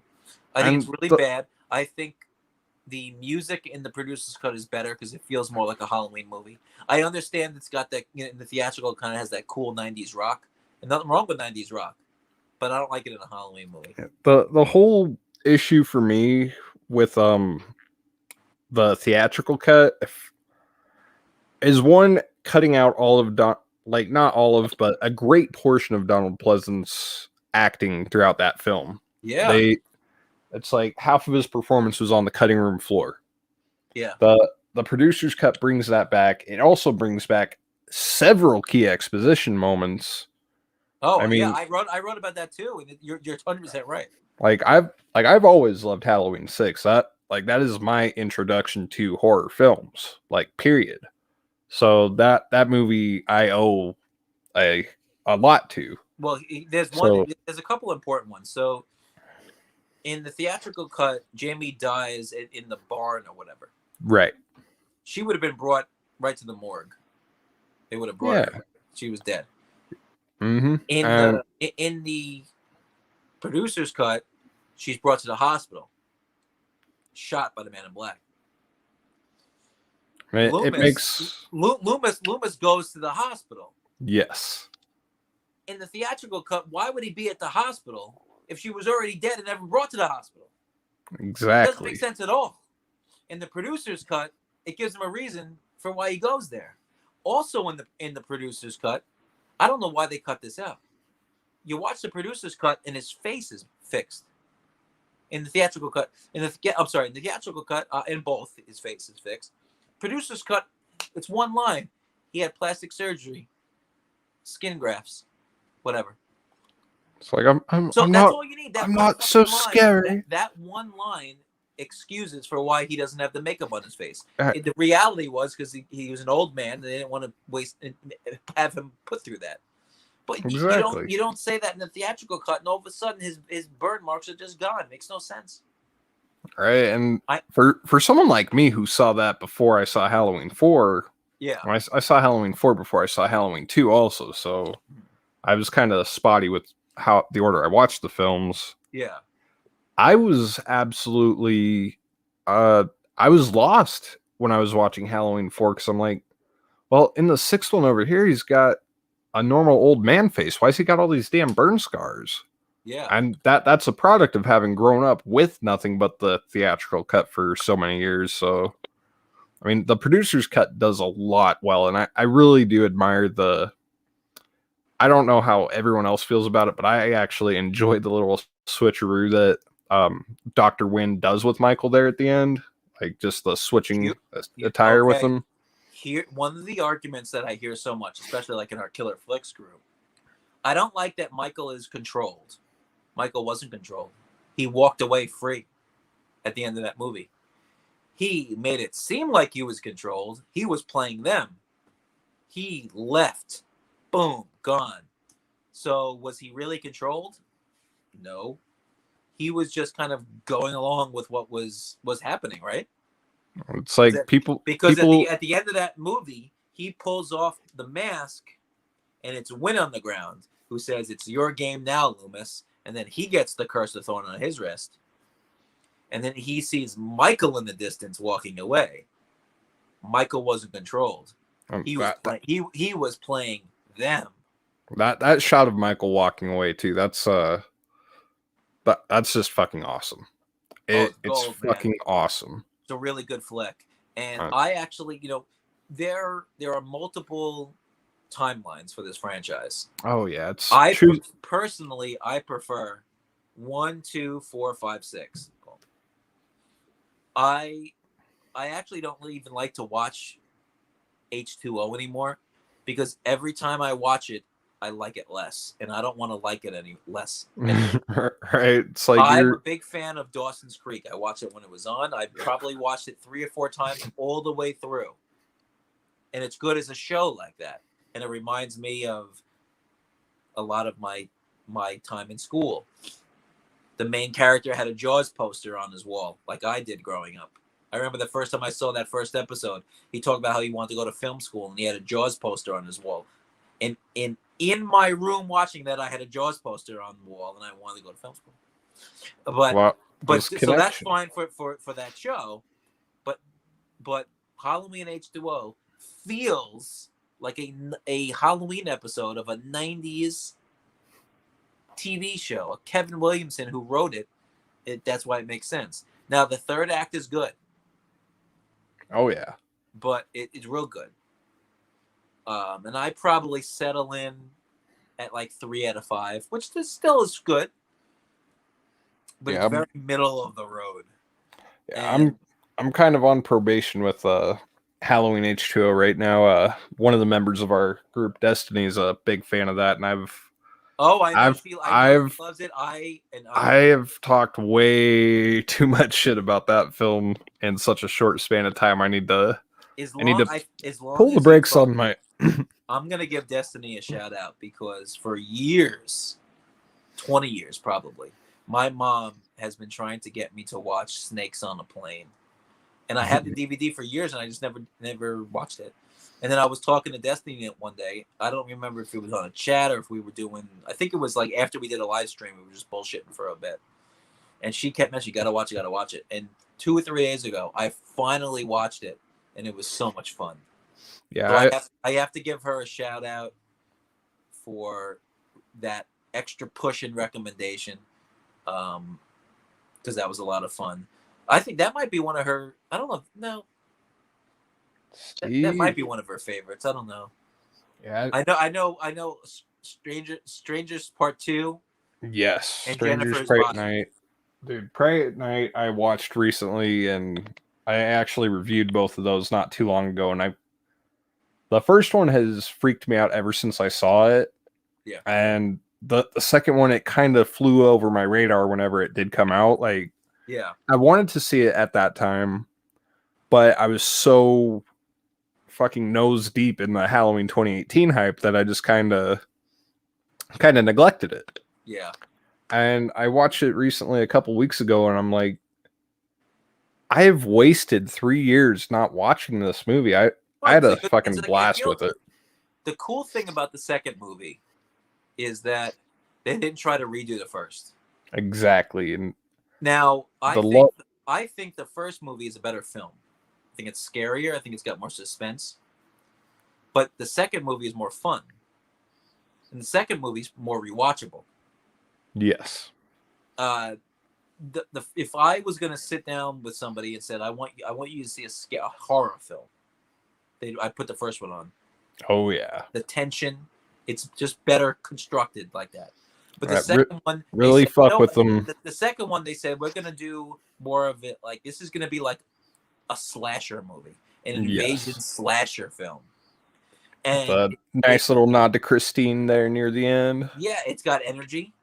It's got the colors used, especially in that pool scene, is really cool. Oh, dude, fucking. So the second film was the filmmakers were smart by saying, we're not going to redo the first movie. We're going to do something different. And I don't think they tried to see now by me saying the first one's scarier. I don't think the second film tried to be scarier. I think they tried to have fun, energy. They wanted, you know what I'm saying? They wanted people to kind of be cheering more in the audience.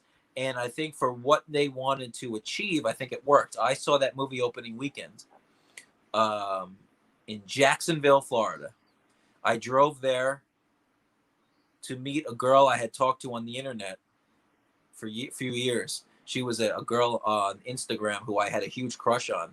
And one after like 2 or 3 years, I just, took a shot on New Year's Eve, and we talked for a couple of months, and I went to go see her. And the night before, I stayed at a hotel, watched strangers pray at night, and then the next day had sex 3 times. There you go. So the moral of that story is take a chance, man. Do it, man. When I think of strangers pray at night, I think of the great sex I had the day after. Oh man. We went to the mall for Chinese food after the second time to refuel. Came back and oh man. That's just an awesome story. That like it's true. It's great. I wasn't sure where that was going. It's fantastic. And I'm speechless. I'm just speechless. That sounds like an awesome weekend right there. Oh, it was great. Good horror flick, in the theater, and then just bam, bam, slam, bam. Thank you, ma'am. Good stuff. So that was good. Yeah. So I think more horror franchises should take the cue for what they did with Strangers Pray at Night. Oh yeah. Because when you have a film like The Strangers, which is a scary horror film, you're not going to be able to replicate that again. People have already seen it. And I really loved, to me, The Strangers is, I was actually looking at the other day, like my favorite horror films of the 2000s. So 2000 to 2009. And in my top 20 was The Strangers. Yeah, easily. The only thing that I would say about that, in retrospect, and maybe this was part of it, was neither of the two were likable at all. But I think that because they were obviously going through or approaching divorce and separation or whatever it was. Yeah, maybe that was the point. Yeah, that's something I go into a little bit with the characters in my review for that. Is just how their shitty relationship kind of oozes through the screen, and I do appreciate that because it does give you something to grab onto, but in a really depressing, like bleak everyday life kind of a way. I think is how I worded that. It's like it just reminds you of like that shittiest fucking day that you've had. Like, and that movie is just drenched with that tone from start to fucking finish. I don't want to talk too much about the Strangers or the sequel right now because a little segue into next week. Oh, okay. I have this coming up. Ooh, that's gonna be good. So that's I'm trying to save a lot of my Save it all. I'm looking forward to overall thoughts. Destiny is always an absolute treat when she gets on these streams. She's got a lot of energy, and she's such a big fan, especially of that movie. Oh, yeah. If there's anyone to talk about that movie, that's that you gotta go to her. Yeah, and it's funny because I know her and I have worked together before, like usually with other people. Yeah. And I realized that she's the only one in the circle that I've not worked with like one-on-one. It's like, okay, first of all, let's right this wrong. Yeah. And I've got a hell of a topic to do it with too. That's it. She actually is getting me to. I pulled out the DVD. I saw Jennifer's Body when it was first put on DVD or Blu-ray. I watched it once. I thought it was pretty good, but I've never watched it. I probably haven't watched it in over 10 years. Oh, from what I don't even remember it. Yeah, I haven't revisited that at all either since it came out. Like I've been hearing a lot more about it over the last couple of years. Yeah, I remember having fun with it, and it was mind you, I was like 14 or 15 when that came out, so I was like a super horny teenager. It's like everyone wanted to smash Megan Fox. Who's the other one? Who's the other one who's a bigger star now? I can't remember her name, but Supergirl from Mean Girls. Amanda something, I think. Seyfried? That sounds right. That sounds right. Seyfried. Yeah, she was in a movie I saw earlier this year that wasn't that great. But yeah. Things Heard and Seen. It's a Netflix movie she was in. Huh. Like all I know is Jennifer's Body came out like right at the height of Megan Fox fever. Yeah, what is she? Where is she now? I don't know, and it kind of bums me out to think that she's had that sort of fall from grace where people don't really they don't really pay her half the attention that they used to anymore. But something must have happened with that.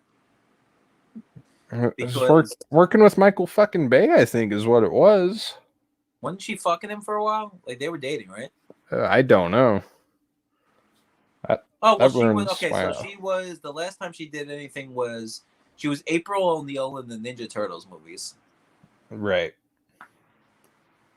Then she was in the show The New Girl for a couple of seasons. But now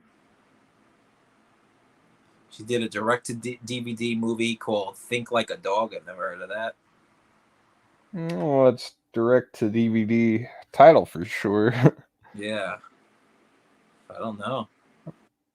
She's got a couple of movies coming up, but nothing huge. Well, let's get her back on the scene. You know what's interesting about her? Well, I didn't know about this until recently. She's got her thumbs are interesting. Her thumbs look like toes. I actually just went on to her I just went on her Wikipedia page and I'm just kind of scrolling through the like personal detail, and as soon as you said that I saw that clubbed thumb, I'm like,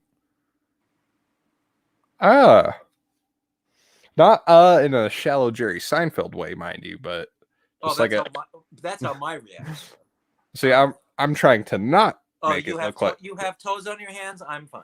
Like that was like sincerely how I thought about it. I was trying to make it look like I was not thinking that. Was trying to like, how would you feel like you're dating Megan Fox and she goes to give you a hand job, but her hand looks like a foot?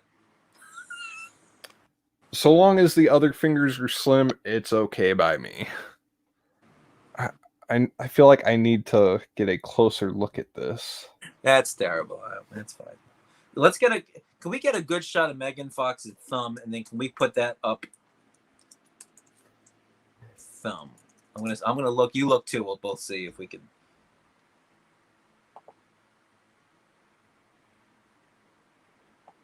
She doesn't look terrible. don't think from what I see. I'm trying to. It's not too bad. All right, here. I think I have one. All right, here. I'm gonna send you one. I think this could be the one to use here. All right. All right. All right. I sent you one. All right. Let's get this bad boy up. Excuse me while I wait for the Facebook. Ding, ding, ding. Messenger, hurry up. You didn't get it? It's coming through. Well, she's got like 4 movies coming out, but like I don't think any of them are really big.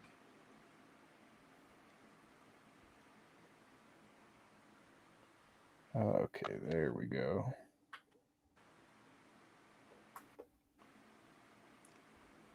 So, bam.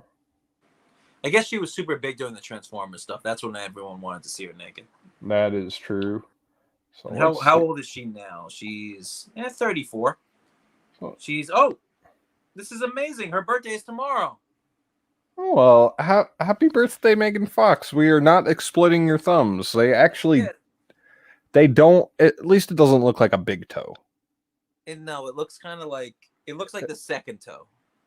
So it's not toe bad. Yeah. Yes, I went there.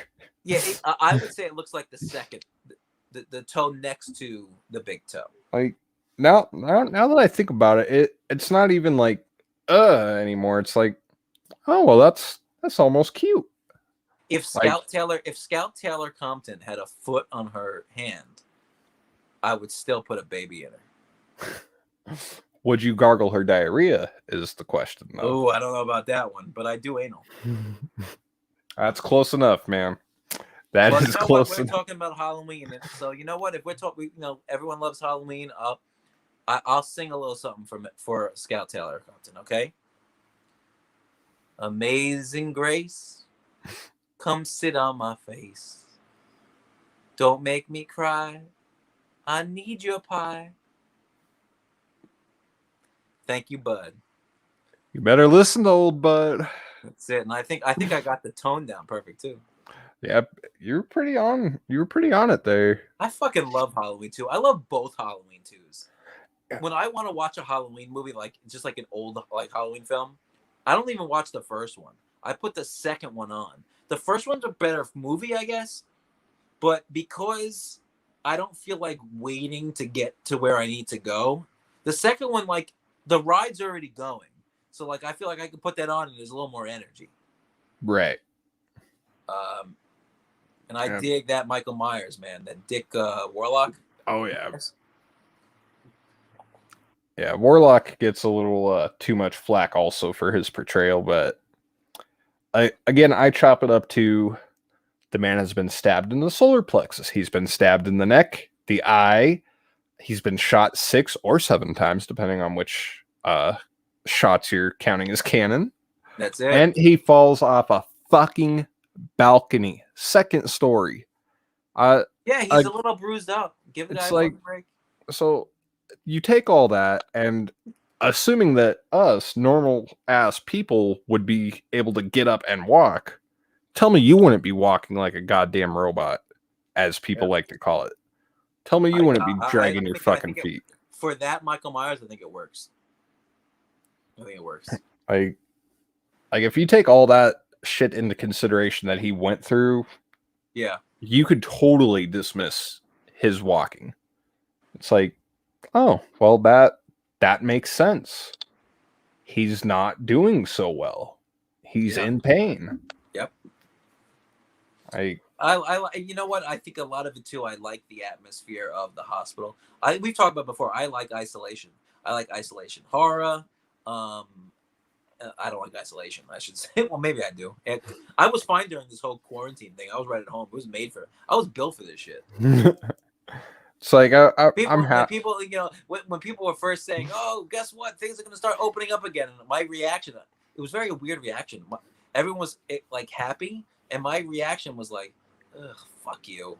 I don't. Yeah, mine was kind of like. Mine was not too far off from that. It's like when there's an explosion far off in the distance, and you got the deer drinking at the water and the Yeah. deer kind of pokes its head up, like, oh Yeah. fuck. That was my reaction. It was Yeah. like, well, shit. Like I was getting used to this. Indeed, my man. Indeed. Well, So, I guess yeah. we got a lot coming on the horror front. yes. A lot coming up here with George Romero. Amusement Park, June 8th on Shudder. If you don't have Shudder, I do believe they still offer like at least a 7-day trial. I think it's a full month. Yeah. And if not, don't be a cheap fuck. It's like $6 or $7. I don't want to hear everyone talk about, well, I don't have $6 or $7. Listen, one of your trips to McDonald's, you don't need it this month. Put that aside and get yourself fucking Shudder. I don't want to hear it. Stop it. Quiet. Shudder is goddamn worth the investment. Especially, I have over 1,600 horror movies on Blu-ray. Over 1,000 of them are horror, and I still got fucking Shudder. I have Netflix, Hulu, Amazon Prime, the HBO Max. I got it all. 900 and climbing for me. I've had to reacquire a lot of my collection, so that's why it's a measly 900. Oh, only other people see the number 900 like, you want to downsize? No, go to hell. Trying to upsize, motherfucker. Tell me to fucking downsize. And real quick before we head off, are you going to see Spiral? I plan to. I'm hoping that I can get to it this weekend. I might have to wait till next Thursday, but I'm highly looking forward to it. I saw it today. I have a review on right before we did all this. I put a review out. Yeah, I saw the thumbnail for that. I'm like, oh god, I want to watch it and hear people's thoughts so bad, but I want. Out. Yeah, I didn't really do too much spoilery at all. But just in case. Like, I'm trying to go into this as blind as possible because I've heard. Yeah, that's a smart one. Watch it after. Like, I've heard already, like, kind of mixed, like. Yeah, my some review good, is. some bad. I would say I'm in the middle, but leaning more good. Right, it's better than IGN's, I would imagine. Yeah, I mean, you look at like the worst reviews that I've seen are like 2 out of 10, 3 out of 10, which is ridiculous. The best review was from our buddy Chris over at the House of Living Dead. He gave it a 4.75. Yeah, I saw that. When I saw that, I was like, "Whoa, this dude's putting this up there with one of the greatest horror movies of all time." I felt like a dick afterwards when I was like, it's like number 5 or 6 in my ranking. So, yeah, I saw his little reaction. I didn't listen to the audio, but I'm glad he loved it because he's you know what? There's nothing better than seeing a super fan of a franchise watch a new film and love the shit out of it. Yeah, it's like I would consider myself a fan of the Saw movies. I mean, it's not on my Romero scale, right? But I saw every single Saw movie, with the exception of one in the theater, opening weekend every single time. The only one I didn't see was Part 7 because that was just weeks after my son was born, and there was no way that my wife at that time will let me go to the fucking movies to watch Saw. Right. It's like, why couldn't you wait just another week or two, Robby Jr.? Why couldn't you wait? But then we got divorced, and now I see movies whenever I want. Do whatever I do, but I want to do. That's when you message her like. Different. That's when you message her like, "Hey, I'm going out to a movie, so try and stop me." But you know what? Overall, I liked it. I thought it was good. I gave it the way I break things down. To me, like 2.5 is an average movie, right down the middle, out of 5. Oh yeah, average. You get to 3 stars, that's good. 3.5 is really good. Then you go to 4 is great. 4.5 is unbelievable. It's a classic, and a 5 is, on a different stratosphere. This is something that legitimately should be award-winning. I believe should be put into that level. Right. And I gave it, and I hate to even do quarter stars, but to me it was better than good, but it wasn't really good. I said 3.25, which is not bad. It's solid for a 9th entry for a spin-off of a franchise to be something that I consider to be good flick and even a little better. It's not bad. yeah. Not bad at all. I mean, considering I'll buy the Blu-ray and watch it again. like considering that it's 17 years, like released 17 years after the first one, yeah, that's not too bad at all. That long ago? 2004? Yep, That's 17 years ago. that's fucking insane. Dude, next year will be I graduated in 2002. Next year will be 20 years. I can't believe it. Yeah, You know how old I feel?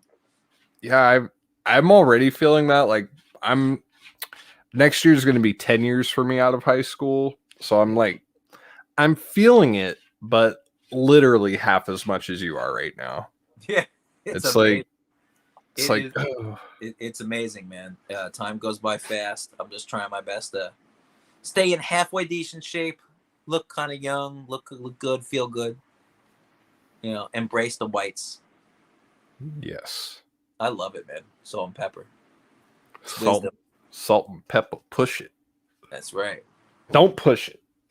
I'm at that age, man, where I could bang the daughter and the mom. And you don't look weird doing it. No, right there. Daughter's in her 20s, mom's in her 40s. Like I like you, and I like you. I noticed some friction between the both of you. Let's That's right. and then just kind of Oh, you struggling with money? I have an idea for some OnlyFans income. Oh man. All right, man. I'm gonna wrap this up. This was a good stream. Absolutely. We did about 2 hours. That's pretty good. Yeah, we covered Romero and more. We did, man. You got to hear about my sexcapades. It was great, man. Fat ass. It was fantastic. I would have been lost in that backside if I could. June 8th on Shudder Amusement Park. Look for Make it, sure guys. to watch it. It's going to be good stuff. I can tell you. You saw it earlier in the stream. Rewind it back. We showed and reacted to the trailer. It was really good stuff. Keep an eye out on Twilight of the Dead. Visit the George A. Romero Foundation, GARF. They'll give you all the information. And then check out Second Sights. They're the DVD Blu-ray production company that released Dawn of the Dead, the big Blu-ray 4K from last year. They're going to be releasing Martin. So keep an eye out on that as well. And keep doing it. Your next stream is with Destiny, right? Yes, that is 1 week from today. Also got some other cool things coming up, some top 10s to pad the time until we start our Friday the 13th review series. 28th, man. You dropping we do Friday the 13th, the original on the 28th. Yes, and every subsequent Friday we do everything except Freddy versus Jason. When I heard about that, I was actually confused. I thought we each were gonna just get one movie to review.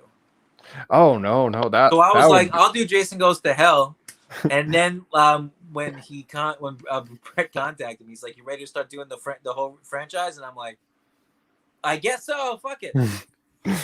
Yeah, that's I already had to knock my first one out. I'm like, because last year when me and Chris did Halloween, man, there was a couple times where we were fucking close to falling behind. So it's like, I'm getting a couple of these in the can before we even are close. We do the schedule. Is it once a week?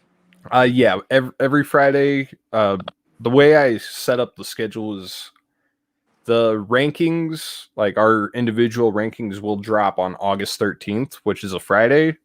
Okay. So that'll give us a week each for each film, minus Freddy versus Jason, because most of us have kind of covered that in one capacity or another, or don't plan to cover it until a future date.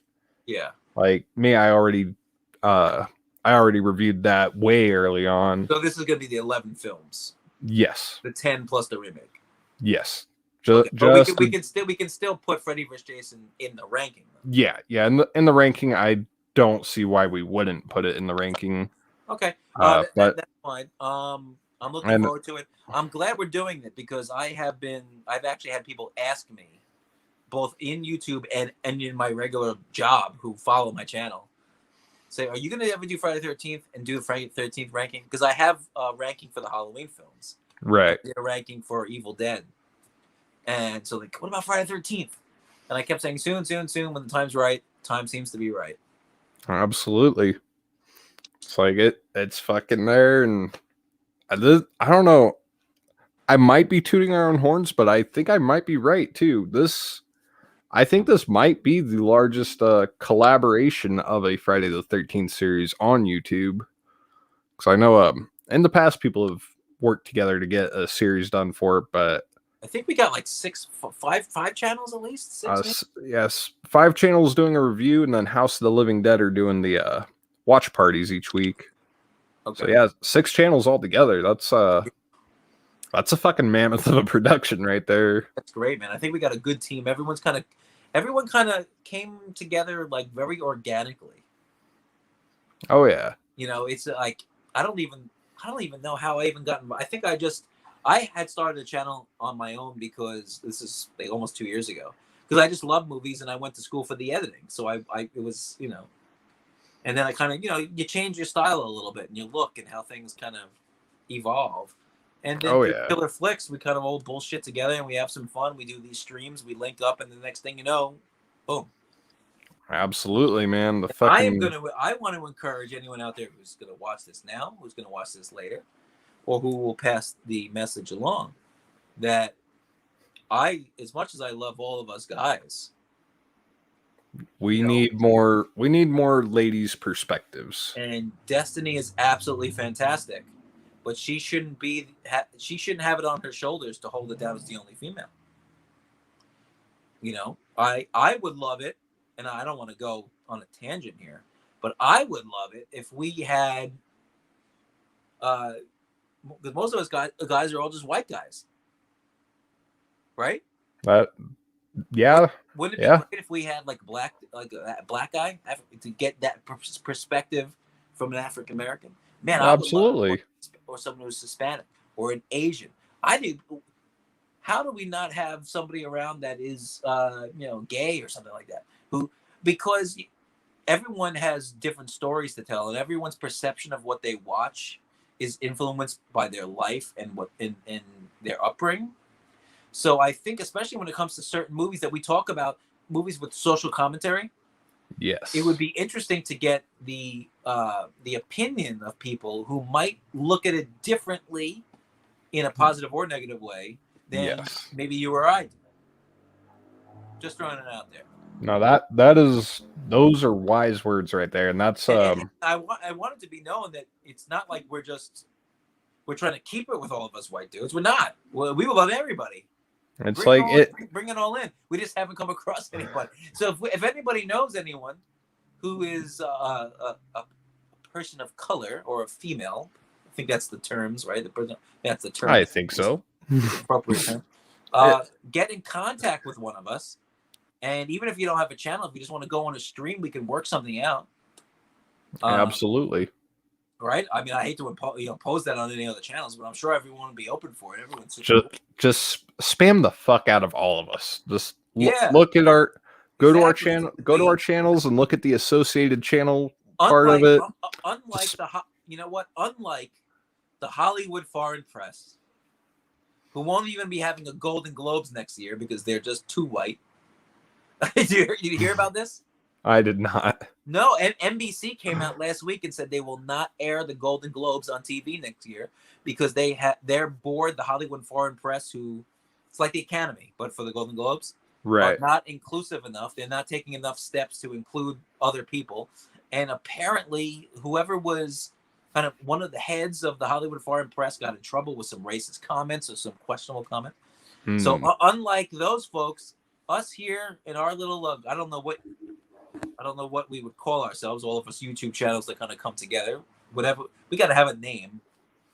The Dream Team. Whatever that name is, we are very inclusive, and we would welcome with open arms as many diverse opinions as possible, because we don't stifle voices and opinions. We love, even if we don't agree with it, that doesn't matter. That's fine. We may roll our eyes, but we do it with love. Don't you think that we don't? That's right. I think I was talking to Brett earlier. I might have been. I said I welcome anyone's opinions, and the only exception that I have is there was a girl that was talking in a chat one day, or in a thread one day. It might have even been on Killer Flicks. I don't remember. She said Jaws was a boring movie and she hated it, and I blocked that bitch. Don't need that fucking negativity. I looked at the negativity. picture of the girl first, and I said, should I block her because she had big titties and a fat ass? And I said, you know what? I still don't care because I'm not gonna fall to your pussy power. It's not gonna work. Don't need that negativity in my life. That's exactly what I said. That's what I said. I said I don't need that shit in my life. Fuck it. I don't care how big your boobies are. I don't care how big your cheeks are. It doesn't matter because I'll find someone who's just as hot but who has better taste in movies. So fungool to you. There are such things as fucking cinematic deal breakers that will make or break a goddamn relationship. But Jaws was boring in a bad movie. You it's need like to take a long walk off a short pier. I think that's the way we're gonna end this one, my brother. Absolutely. Go check out reviews and rankings with Robby Sobel. Definitely give him some likes, subs, whatever the hell you haven't done. I'm sure most of you watching this, you're aware of his channel by now. This is what, our 6th episode together at least. Yeah, we're becoming like regulars here. Absolutely. So if you guys haven't checked out Robby's channel, fucking what the hell are you waiting for? Go and do that now. What are you waiting for? Do that yesterday. That's it, man. I'm giving you my Jennifer Love Hewitt, and I know you did last summer. I'm visualizing that view right down her shirt there. Right there. What are you waiting for? And I. Well, every 15-year-old boy in the crowd is going. It's like there's spiders in this theater. There's spiders in my shorts in this theater. That's it. I think I have spiders in my shorts in this room. So we will see you guys next time.